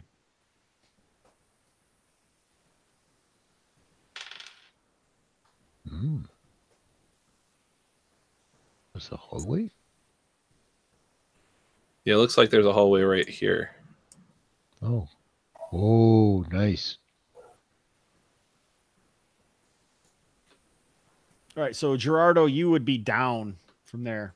We're just doing that so we can see. Oh, okay, I see. Well, he really couldn't see if he stays back, but you guys are all together. You'd be in single file over here, and that's fine. Yeah, so I guess I'm going to be there. Yeah, you're not really there unless you're going to be along the wall, I'm sure, down up there, but you can actually see what's going on now. Right. Okay, so I move forward and with the torchbearer behind me. That's okay, or? Yeah, that's fine if that's what you want to do. Adam? I'm sorry? Maybe Ivanov can go behind me and then... Yeah, that's fine. So we go into this corridor. Are there any inscriptions on the walls or? Yeah, it actually looks like there is some sort of a weird transcriptions. Transcriptions. That's not the word. Inscriptions on the wall, indeed. I forgot what they were. Let me look. Okay. Yeah. All right. So those skeletons, they look vaguely human, and the inscriptions on here, you are guessing it almost vaguely looks like some sort of it reminds you of Dwarven script, but you don't understand it. Okay. So the skeletons are human height, nor Dwarven height. Yeah, they're human. They're human height, but they also kind of their skeletal figure doesn't look exactly human. Okay. So let's see what's in here. It's like some move forward a token. See, there's some openings here, I guess. Okay. He wants you to move the torchbearer up there. I am. Oh, it looks like as the light appears, there's some more skeletal warriors to the north. Skeletons. All right. To the north and south. Yeah, let's fall back into the corridor. Yeah, so it takes them a few moments before they seem to completely prepare. So you can go ahead and make one move. So you can go 20 feet. The guys in heavy armor can go move 20 feet. The other guys can move, 30 or 40 feet or something. Are we moving back out to the hallway? Yeah, so you can all move back to there if you'd like to set up So they'd almost have to be single file. Like if you had one guy there, a guy with a spear could poke around the corner if someone was fighting hand to hand right there. Well, I guess my liquor's still on the floor and it hasn't lit up, so it might be there. We could just draw them back. All the way back over there? Yeah, why not? I don't think so. You could hold them single file here. What might make more sense. Hold on. Yeah, what if I go here? Jerry, you go here. I can move Jerry for some reason. And then Gabriel, you go in front of Jerry so that we kind of have like you and I can hit from either side, and Jerry's got the spear and he can get from the second rank, you know? All right, so I can get a little bit of a kill zone, you mean? Exactly. Okay. All right. Since they have to... Even though these are stairs that goes down. No, so these stairs go up. So you're above that area where the sarcophagus is, and you're above the area you came in at. So there's a few. Right. But from where we are, they go down. Yes. Yeah. Gerardo's below, so he's going to have problems sticking up there. Okay. Well, then Gabriel, what do you think? Yeah, let's get more like that. Yeah. You only have one spear though, right? Yeah. You have two? So, I would have it then. Okay, sounds good. So as you guys move into position, you can see. You guys can't even hardly see down there. That's nice. Maybe he left the torch or something. So regardless of what the initiative roll is, the spear is going to go first. So okay, I will do that. Spear is here. Bam! 4 points of damage against AC1. Definitely a hit. So it looks like there's some skeletons that move out of those chambers in this infernal crypt, and you definitely hit one. So let's roll initiative now and see what happens. These look similar to the ones that you saw previously. They're wearing, it looks like, some sort of bronze or bracious armor, and they're wearing similar small, short spears or like cutting daggers that are slightly with a thick blade on the end of them. Come on. Oh, man. All right. Oh, missed you, Spaniard. So it's going to be a lot of rolling. So, let's just move into the initiative, and then, you two are going to be able to swing at 5. Oh. That's okay. You can keep that, Adam. You can keep it, yeah. I thought Gabriel had already rolled initiative. He actually kills one. I do? Yeah. Yeah. Okay. So let's let them come.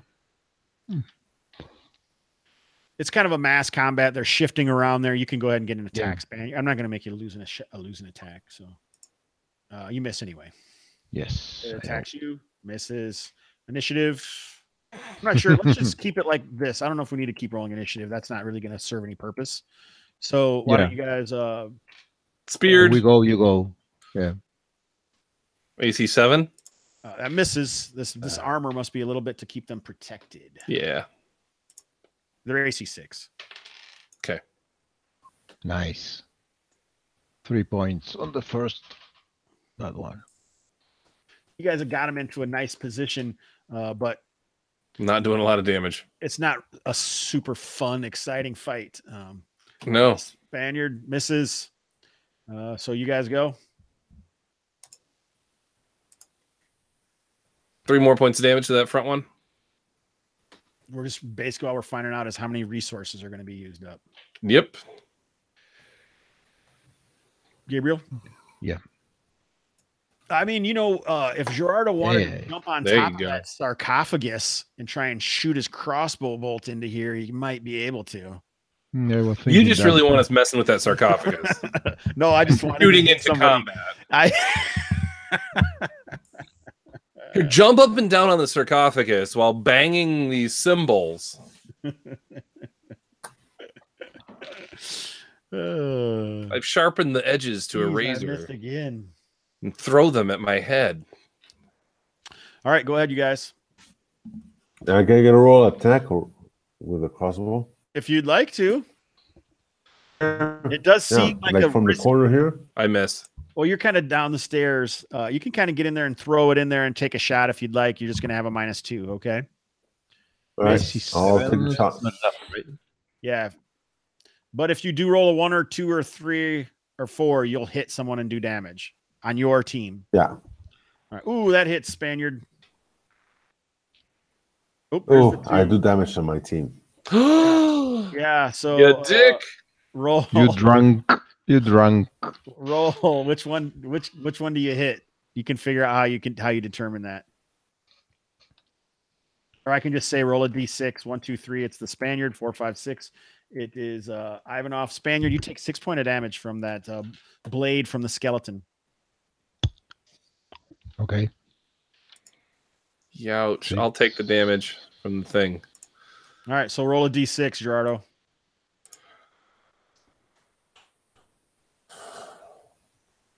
Oh, Damn it. Man. Commentary. Gabriel is like a second level dwarf, so I don't know if you realize that, but so he's got some hit points. All right, so let's start. We're still fighting. Clements is attempting to get some attacks in there. Yeah, on me. If you had not done anything this round, we would have been better off. So, Okay. But our morale is higher because of me anyway. Are you going to move over and try and get onto there, or is it so that you can see better? Oh, I thought he was there, or he's No. He's just edging up and shooting his crossbow down the thing. But he got bumped when he was doing it, and this time it shot right into Ivanov. Okay. right in my thigh. Yeah. So go ahead and roll your guys' attacks. You go, Adam.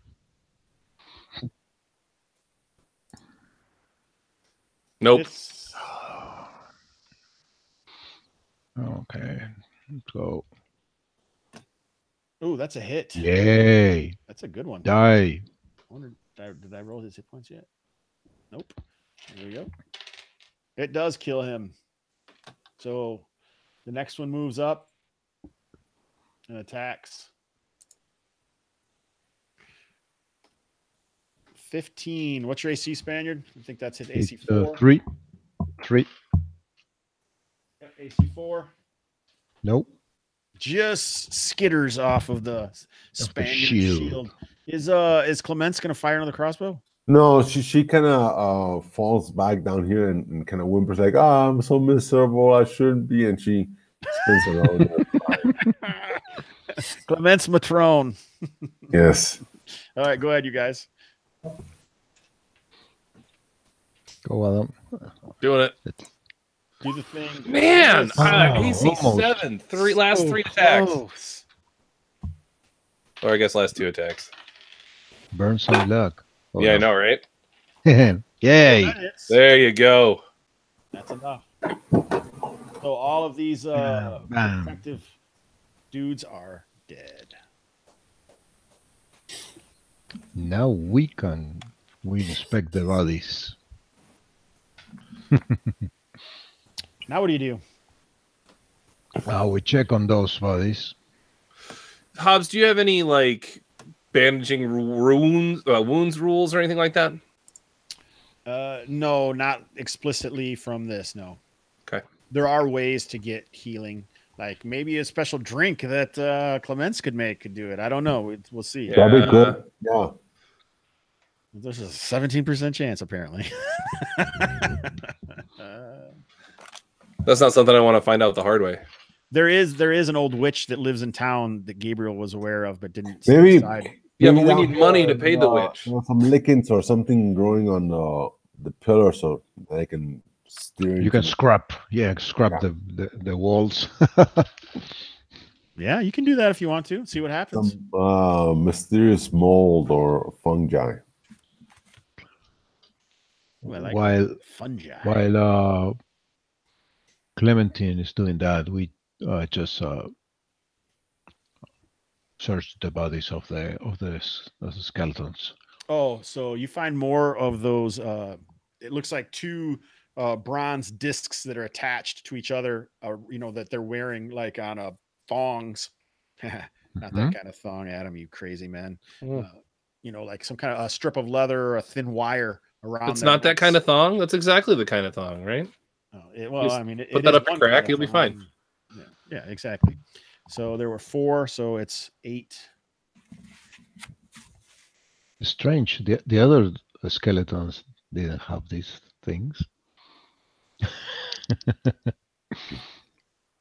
Yeah, they were briefs, not thongs. These are the sumo skeletons. Well, they were just going to the beach. Yeah. Exactly. Just don't get sand in there. It's horrible. All right. So is that what is Clement's going to be shifting around with Gaimar, going down the other set of stairs to get to that lower? Well, I'm going to start looking around that crypt here and sarcophagus, see if I can find any kind of like fungi, like once again lichen or something that I can steer into my drink, and hopefully get a spell out. I think there is no doubt that you could find something. Yes. Some sort of moss or something growing on the walls, or even these pillars that you're standing next to. Right, especially some moss that has over the eons imbued itself with the essence of the deceased entombed in the crypt. Yeah, I think that Clements is pretty darn sure that's what's going on here. Right. Now she needs to only distill the essence of the undead trapped under that tomb. That's what she believes. Perfect. So there is an archway down here. It's leading into, it looks like something out of this chamber. This would have been an archway that led into this as well. And these are arches here. Right. There's also like another ledge that goes along this side of this massive chamber here. You know, it's easily 50 feet across and looks like about 50 feet wide. So it's a 50 by 50 chamber. The northern half of it is the northern wall is kind of crumbling cavernous, and the rest looks like worked stone. Let's check look these like there's chambers. some sort of liquid that has gathered around this sarcophagus down here. Okay, I'm going to go inspect that liquid. There's more. It looks like there's more moss and lichen around the ground down here. So it looks like the Spaniard isn't down the hallway. All right, so I started inspecting that to see how I can steer it into my cachaça. Okay, so Ivanov looks like he's going into that chamber down there. No, I was just taking a look, seeing if I could see into it. Yeah, you could. Looks like there's a sarcophagus in there. As far as you know, you're probably about 15 feet off of the ground down there where that sarcophagus is. Mm-hmm. It's 15 feet below you, Jerry. From you, Ivanov, it's only about 8 feet. So yeah, but you're on the same level as that archway where that single sarcophagus. So I guess I'm gonna move. Wait, let's see what's on these chambers. So you'd have to climb to get down there, or you're gonna have to go around to get to the stairwells, Jerry. I'll go around then. Kind of around here. North side or south side? North side. Okay. So yeah, you move down there and you can see it. It looks like there's like a greenish tinge, or it looks like something is kind of on the surface of that water. You can't hardly believe that it would be emanating from that sarcophagus itself, but you look up, you don't see any water dripping down or anything. All right, so I step forward and look. I look closer at it. Like at the water or the sarcophagus? At the water. The liquid. So yeah. So it looks like you're guessing it's water. It kind of has the clear. You can even see it just kind of soaking through the slippers on your feet or boots or whatever it is you're wearing. And, came here in bunny slippers. The bunny slippers, are getting a greenish tinge from the water, but it does look like I could say it has some sort of film on it almost. It kind of glistens or refracts the light a little bit, not as much as like gasoline or something, but definitely something else is mixed with this water down here. Okay, so I take a little bit of it, kind of look into it, and try to see how I can fix it into my own drinks to create another elixir. That's pretty much my focus right now. So you're going to try and gather it up or something? Yeah. Yeah. So I mean, I don't think you really have a whole bunch, but you could like grab it in your skirt and like twist your skirt off and drop Well, it I into it. should Or have a container available because I already gave a sip to everybody else that okay, so drank. your other container was broken when you whipped it, and this one is still fine. Then that's Okay, fine. yeah. You can gather some of this for sure. As you're gathering it, roll a d6. Right.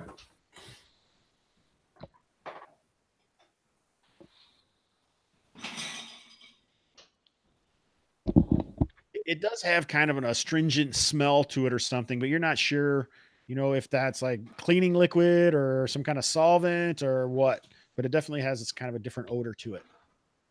All right.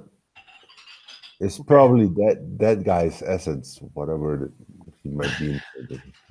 I'm sure it tastes great. Yeah. Okay. I'll get But back here. being a dead dude's essence, it probably has some power. So I'm gonna start working on steering it into my spicy drinks as usual. Okay, awesome. You're gonna start working on that here. Why would he stop now? I have a 7 wisdom. It's not like I'm gonna be clever about the decision-making process.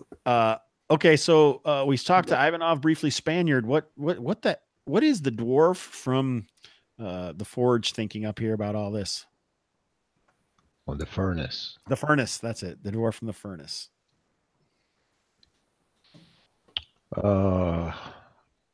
He's intrigued. Being the inscriptions like dwarven-like. Yeah, they look like a cross between pictographs and dwarvic runes. Like it kind of covers both of them in a sort of a mix, maybe. Mm-hmm. Maybe it has some. It's related to what good old Spike was guided us here to investigate. Possibly, but it doesn't seem. I don't think you guys have ever seen any of the language of those undead dwarves that you saw, so you're not sure. You don't if it's the language of the lost of the Jeweled Island tribe or not, or the clan. Mm-hmm. But you do, like I say, you do see some similarities from Dwarvic runic language. Maybe like a shoot off from that's melded with another language, perhaps, or tribes working together or something. Uh-huh. Did the medallions, the skeletons, has same inscriptions?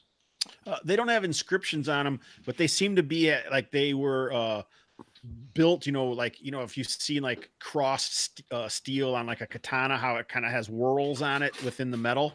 That's kind of what the burnished bronze medallions look like. Like they do have kind of a burnished look to them. I don't know if burnished is the right word. Nope. But just like do you know what I'm talking about though? Yeah. Folded steel. Folded steel, yeah. That's the fold. Like the folds inside of them. So they definitely look a little more maybe they'd be valuable to a master iron worker or something, or like a collector of some sort. But the initial thought process was that they would be worth 10 gold, but to certain people, or maybe they have a different function, it's hard to tell. Okay. Because I was trying to take something back to Sindanor that has some of the inscriptions to someone that might be able to study them or maybe know about its meaning. Like you want to take a rubbing or something? Yeah, something like that. Yeah, but I don't have the means, the implements to do that. So. Okay, so you could try. Just going to try to memorize it or something. Let's if I don't find anything with inscriptions in it, I'm gonna try to do that. Yes. You could I'm gonna do that just in case I didn't find anything to take. You could use a hammer and spike to like bust something off, like one of the archways or something, or maybe on one of the sarcophaguses. You haven't really looked very closely at them at this point. Yeah.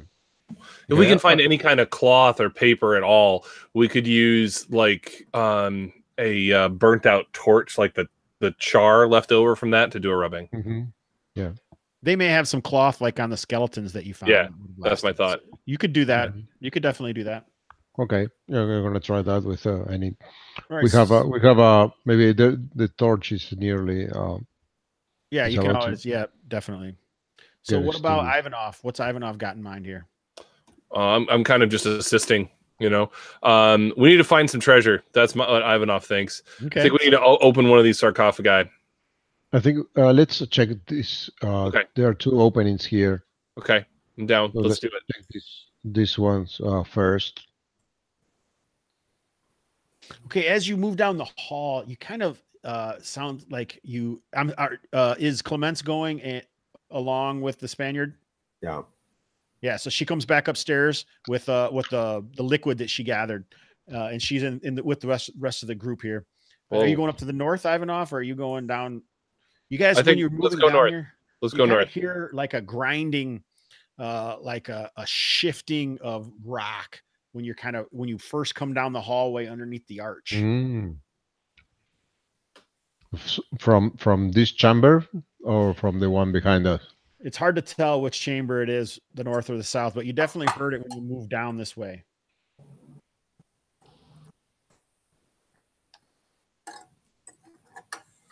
So when you look up there, you can see there's like 5 sarcophagus up there. Yeah. Let's ransack them all. Yep. And they are all closed. Yes. Okay. Let's check this one on the south.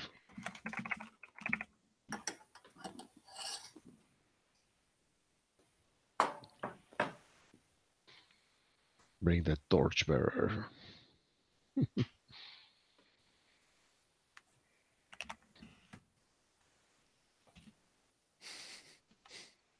Adam. Oh, sorry. I thought I forgot that you don't have control over that guy. Which one? We're going to the top one? No, no. Let's check the south. South. Okay. See if the sound came from there. Did the sound come from here? Yeah. So you got to move your guy down there. There you go. All right. So roll a d6, caller.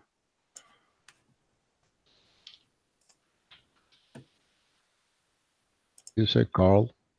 You. Yeah. Yeah, you, caller. Ooh, perfect. All right, so you guys come down here. You can hear the sound, but you're not sure where it's coming from. It's kind of echoing through this chamber. It also has 6 sarcophagus in it, and you can see a pillar in the center of the room that's blocking part of it. But on one side, you kind of see like it looks like the stonework has been softened, and it's kind of there. And then suddenly it bursts. Here? Yeah.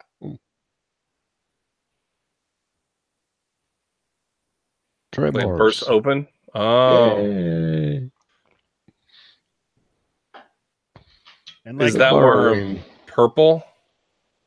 It is, but it's not massive, obviously. It's not deep purple worm. No, it's not like it doesn't look large enough to swallow you whole, but maybe a dwarf, maybe a halfling, it could.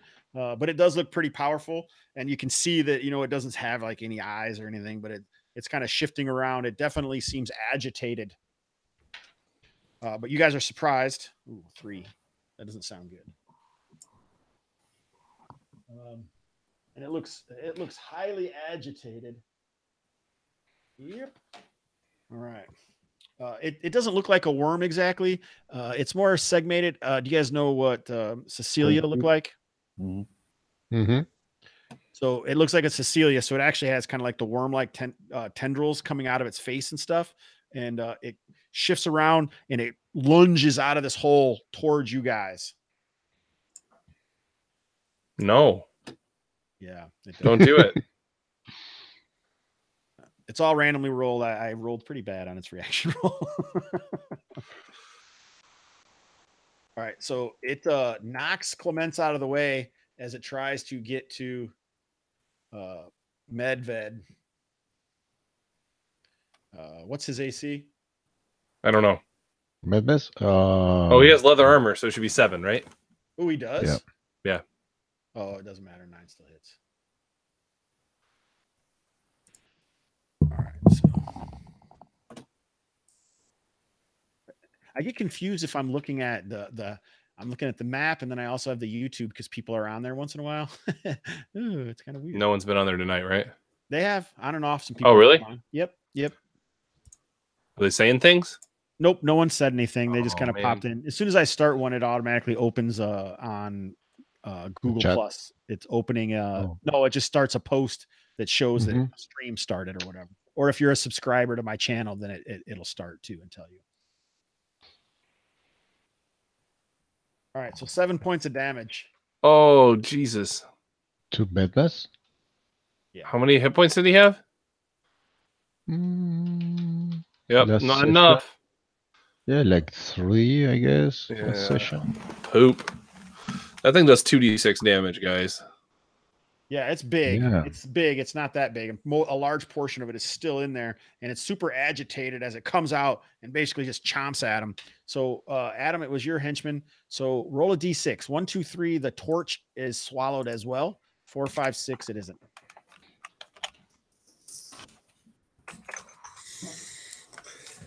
It's not. That's lucky. So so obviously his arm wasn't bitten off in half as his body was bitten in half and swallowed by this Sicilian. But the torch, still in the arm, flops to the ground, but it protects it enough that it doesn't go out. Great. Wow. Okay, so you guys were surprised, so now it's initiative. What's our plan? Are we running? Yeah, I think so. Yeah, we should run.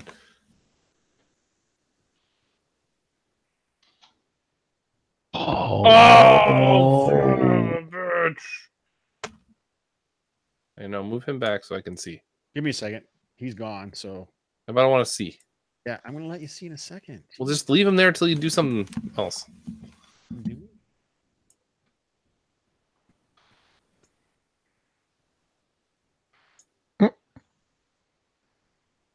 Oh, okay. There's the torch lying there.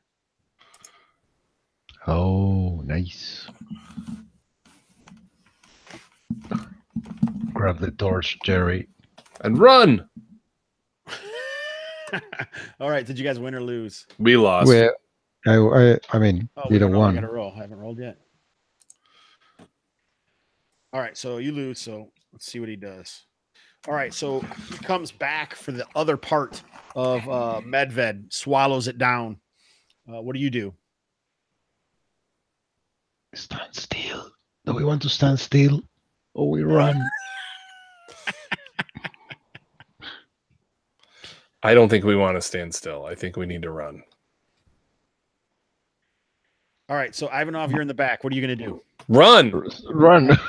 So go ahead and move. You can move 4 squares. Or I can't. Why can't I move?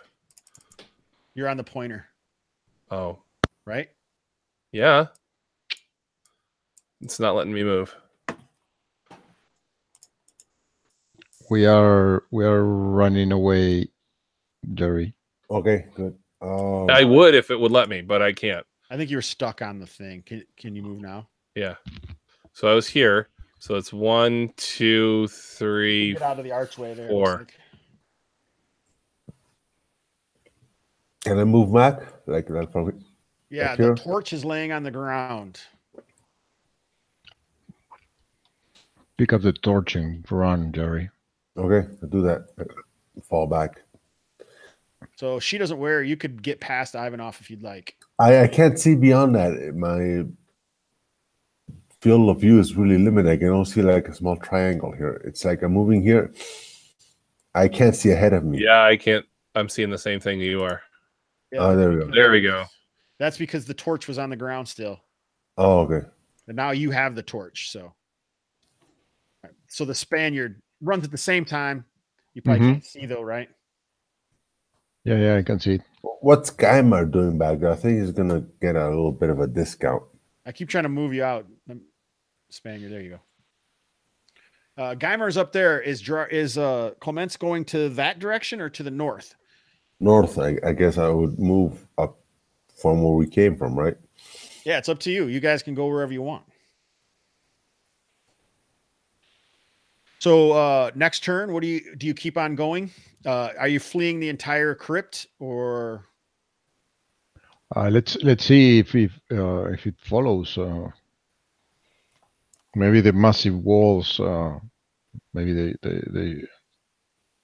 they'll stop the. Maybe it's stuck in its hole. Yeah. Let's Like maybe that we can pause like here, here and see what's and see if it follows or not. like around here or what? Yeah. Yeah. Just Okay. like there. Yeah. All right, so you don't really hear it. You heard it when it was moving around and shifted and picked its bulk up, and it just basically just killed Medved. But right now, you can kind of hear bones crunching and some moving around, but you don't see anything, and it doesn't seem to be getting louder. Okay, All right, so we just open the crypt that's down here, and then maybe hopefully find something, and then go because we're dying.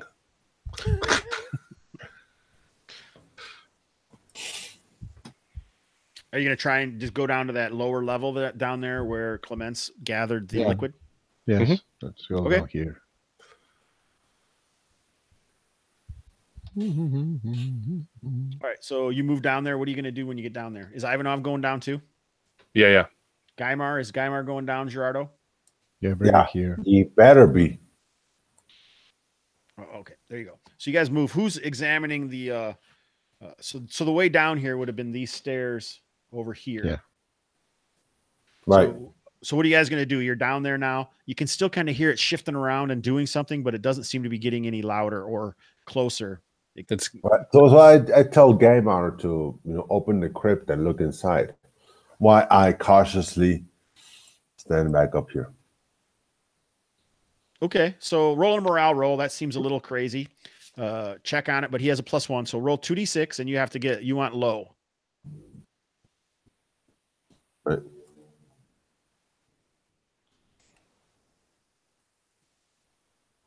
Or.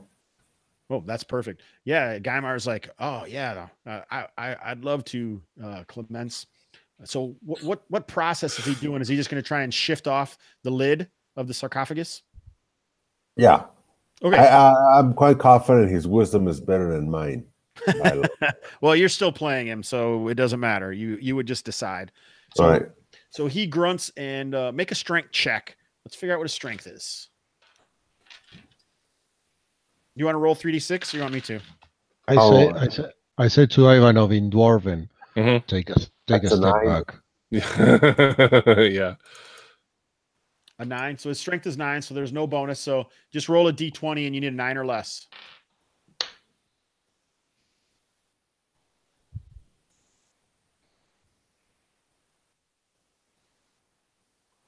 Oh. Okay, so he struggles and he puts it on there and he starts to press, and all of a sudden it kind of lifts, it goes off. And at the same time, from your torch, you can see it looks like there's small square holes along the bottom of the sarcophagus, right close to the floor. And you kind of see some spark, and then all of a sudden the liquid that was on top of the water, and it looks like it flame kicks off and it just whooshes up that liquid towards you guys. So make some saving throws. Everyone. What kind of saving throw? You guys are, if you guys make it, you'll take no damage. If you fail, you'll take half. If the other two, looks like Gerardo and Gaimar are close enough into the water here that they're going to take either full or half. What kind of saving throw? I usually would think of dragon breath in this situation, but that one's kind of a hard one, so we'll just go death. Death isn't that hard. Oh. I made a saving throw. Yay. So you take no damage. Thank God. I didn't have any damage left to take. Come on. Spaniard, so you're going to take half. Yeah, I'm going to take half too. No, you're going to take full, Gaimar or Clements. Clemence. You're too close. You're in that liquid there. And you kind of were in it and stretching it. So you have this solventy, highly flammable liquid on you. Okay. Okay. And Gaimar, roll a saving throw for Gaimar.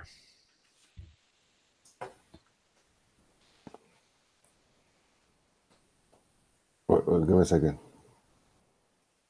Can I sunder my shield for that?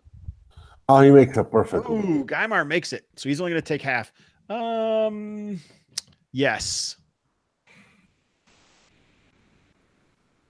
Oh, shit. All right. So Gaimar takes half, but he's engulfed in flame. Clemence takes full damage, right? Yes.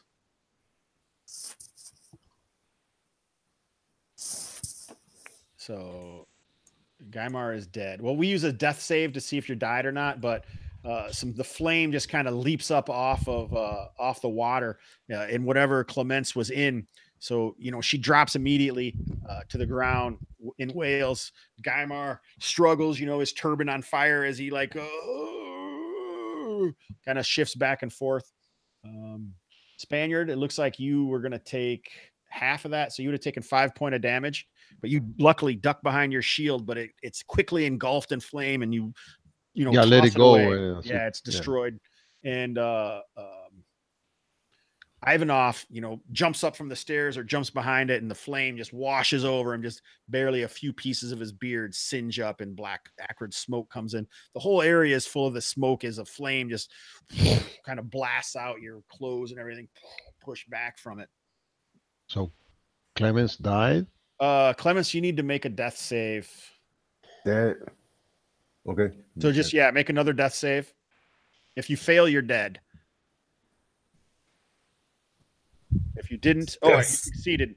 Okay, so what we'll do is we're going to row on the mortal wounds table. I think we'll just pass that. So basically, been drinking this concoction and making it, so your fingers are all horribly burnt, and you have some burn marks on your face. So nimble activities are going to be more difficult until you would get some sort of magical healing. But you're down to 1 hit point, and you really can't do much. So you'd be a -2 to do anything. So mark that down that you have a -2 to nimble dexterity act, which is horrible for a thief, isn't it? But maybe it could be possible for it to be healed properly, like if you get back to town, or if you get like a healing potion or some healing salves or some sort of magical healing, might be able to help out. If it goes too long, like if it takes too long, then you would need like an actual magical spell as opposed to just like a poultice or something to fix that problem. All right, so what do you guys do? Go home. Wait. Now that the fire went down, see if there's anything in there. What's inside the? All right, well, let's see. Gaimar, he made it. He's dead. Gaimar doesn't get a save. He gone. Oh. Gaimar and then he fell over and just charred to a crisp, dead. But hey, we're 3 for 3 on killing henchmen. That seems pretty common. They don't get the abilities to make saves. That's why for like that. But the flame almost quickly goes out, and you can see now that some of it must have seeped out, from the age of this trap that was set up. Oh, this is interesting. All right, so what you do find in there is it looks like some remains. Most of them are charred dust. Beyond recognition. Well, the charred isn't bad because it's actually a stone square that's sitting on top of the trap that released all the stuff out. So it's not really hot at all. The sides of it saved itself. Moving, you see now that actually moving the lid of the sarcophagus, created a flint and steel effect that created the sparks that set up the flaming liquid. It looks like it would have been worse if the trap hadn't partially been set off. But you do find it looks like a bunch of silver coins in there and some different gems, and it looks like pouches, and there is like a small clay amphora stoppered with a wax seal. It's got to have fancy wines. Ooh. Yep. All right. I say we load up all this stuff and haul it out of here and go back and count our loot.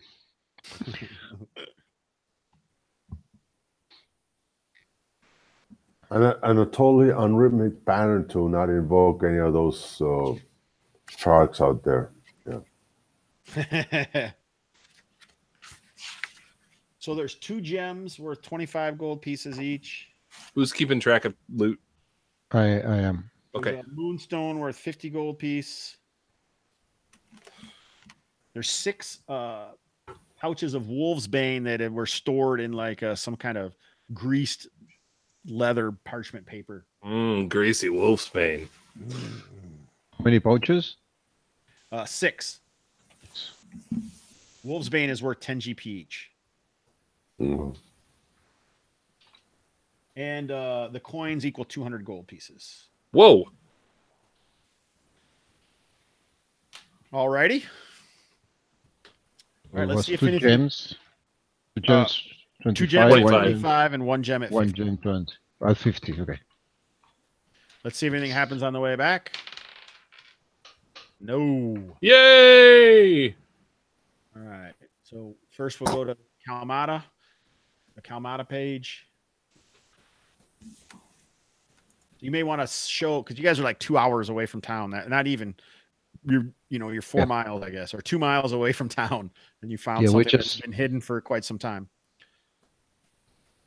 It's still morning. You make it back, holding on to Clements. No, because remember we took 4 hours.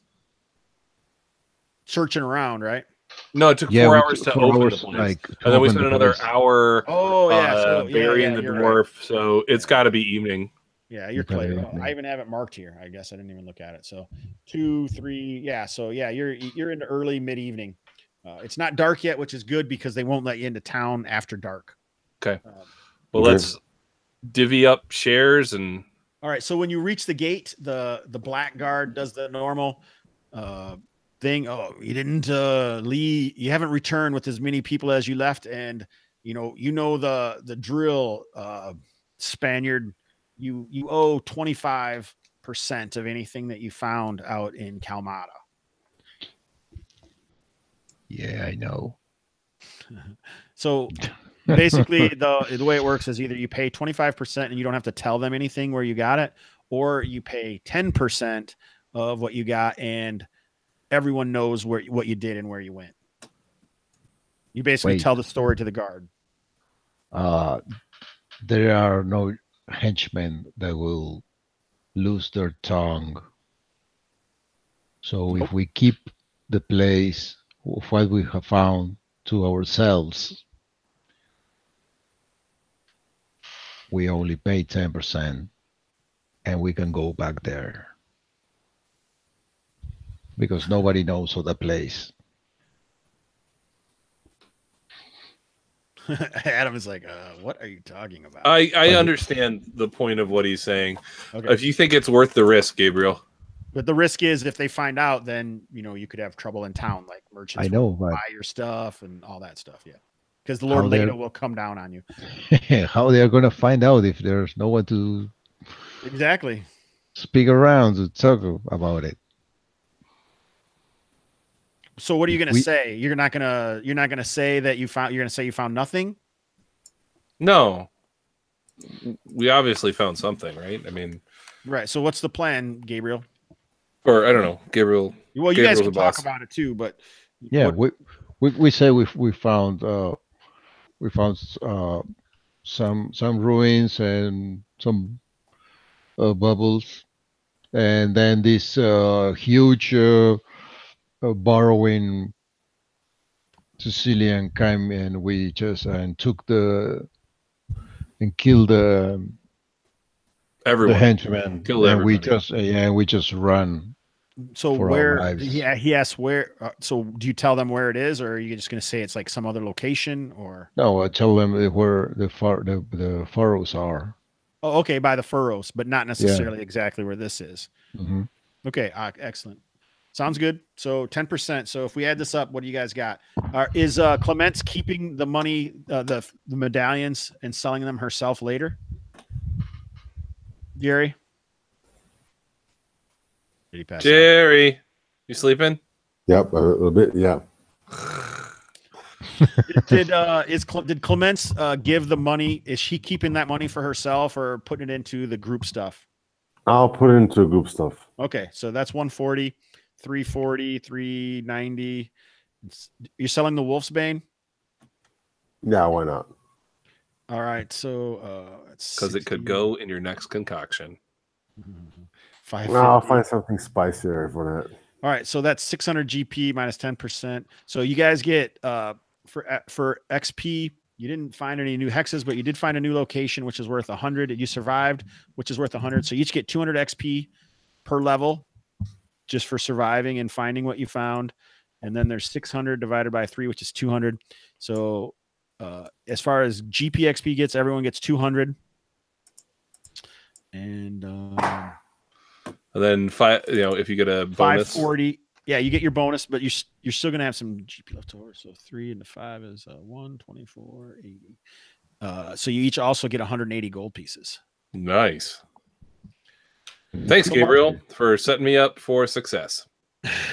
Mark all that stuff on your character sheet. Unfortunately, you guys wasted some henchmen, but who cares?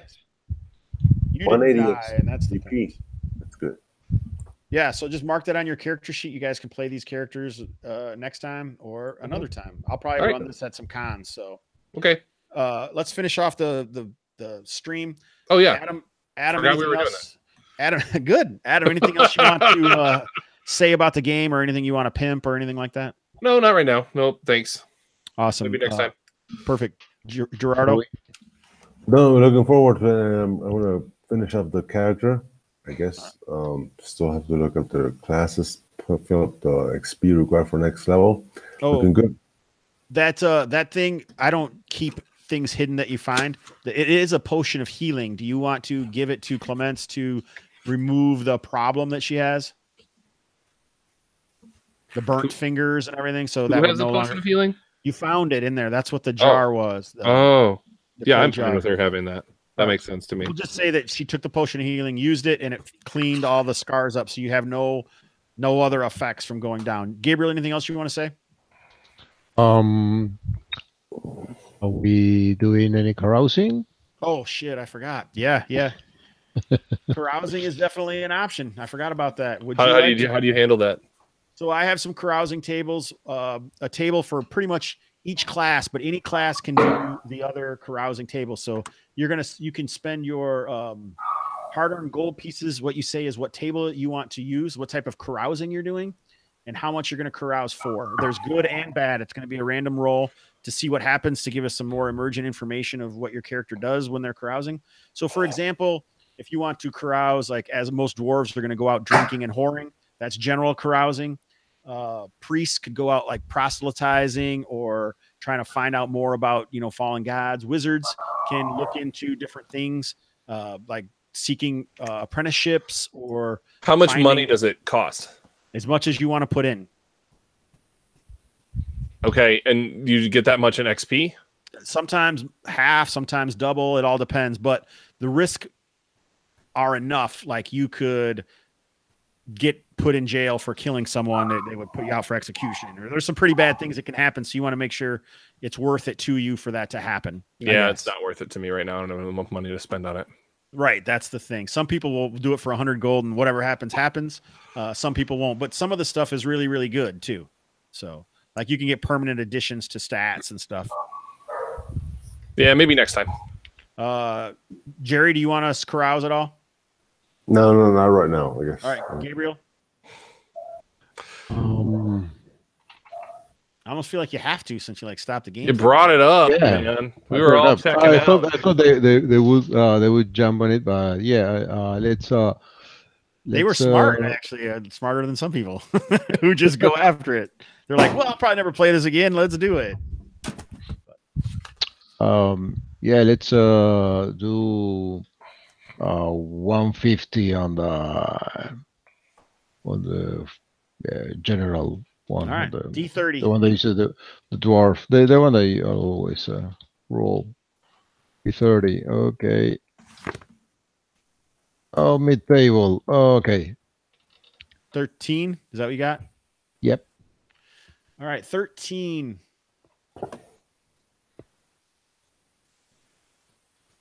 Okay, roll a saving throw versus death.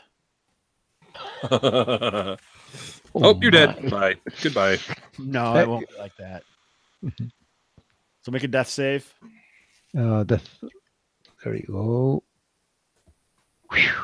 All right, you made it. Okay, so during your carousing, you know, the Spaniard is out hitting his normal places. Astius is a brothel, the Rip Inn, some different places, checking the drink from the new Ninkasi Hall of mead. And you realize that you feel like some local thieves or ruffians tagged you as an easy mark, but it was pretty obvious that you spotted them and they realized that.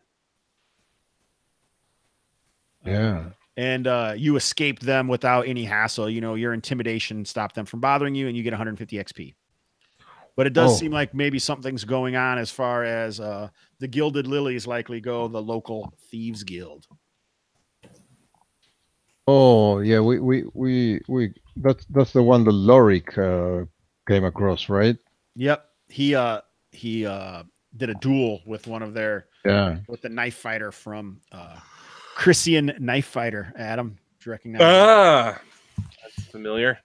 Awesome. All right, so now since that's finished, thank you guys for playing. Yeah, thanks for running, Hobbs. I appreciate you volunteering, man. Yeah, thanks for all the people who watched during the game and will watch later. And hope you enjoyed this trip down Mr. Hobbs' Gamerhood.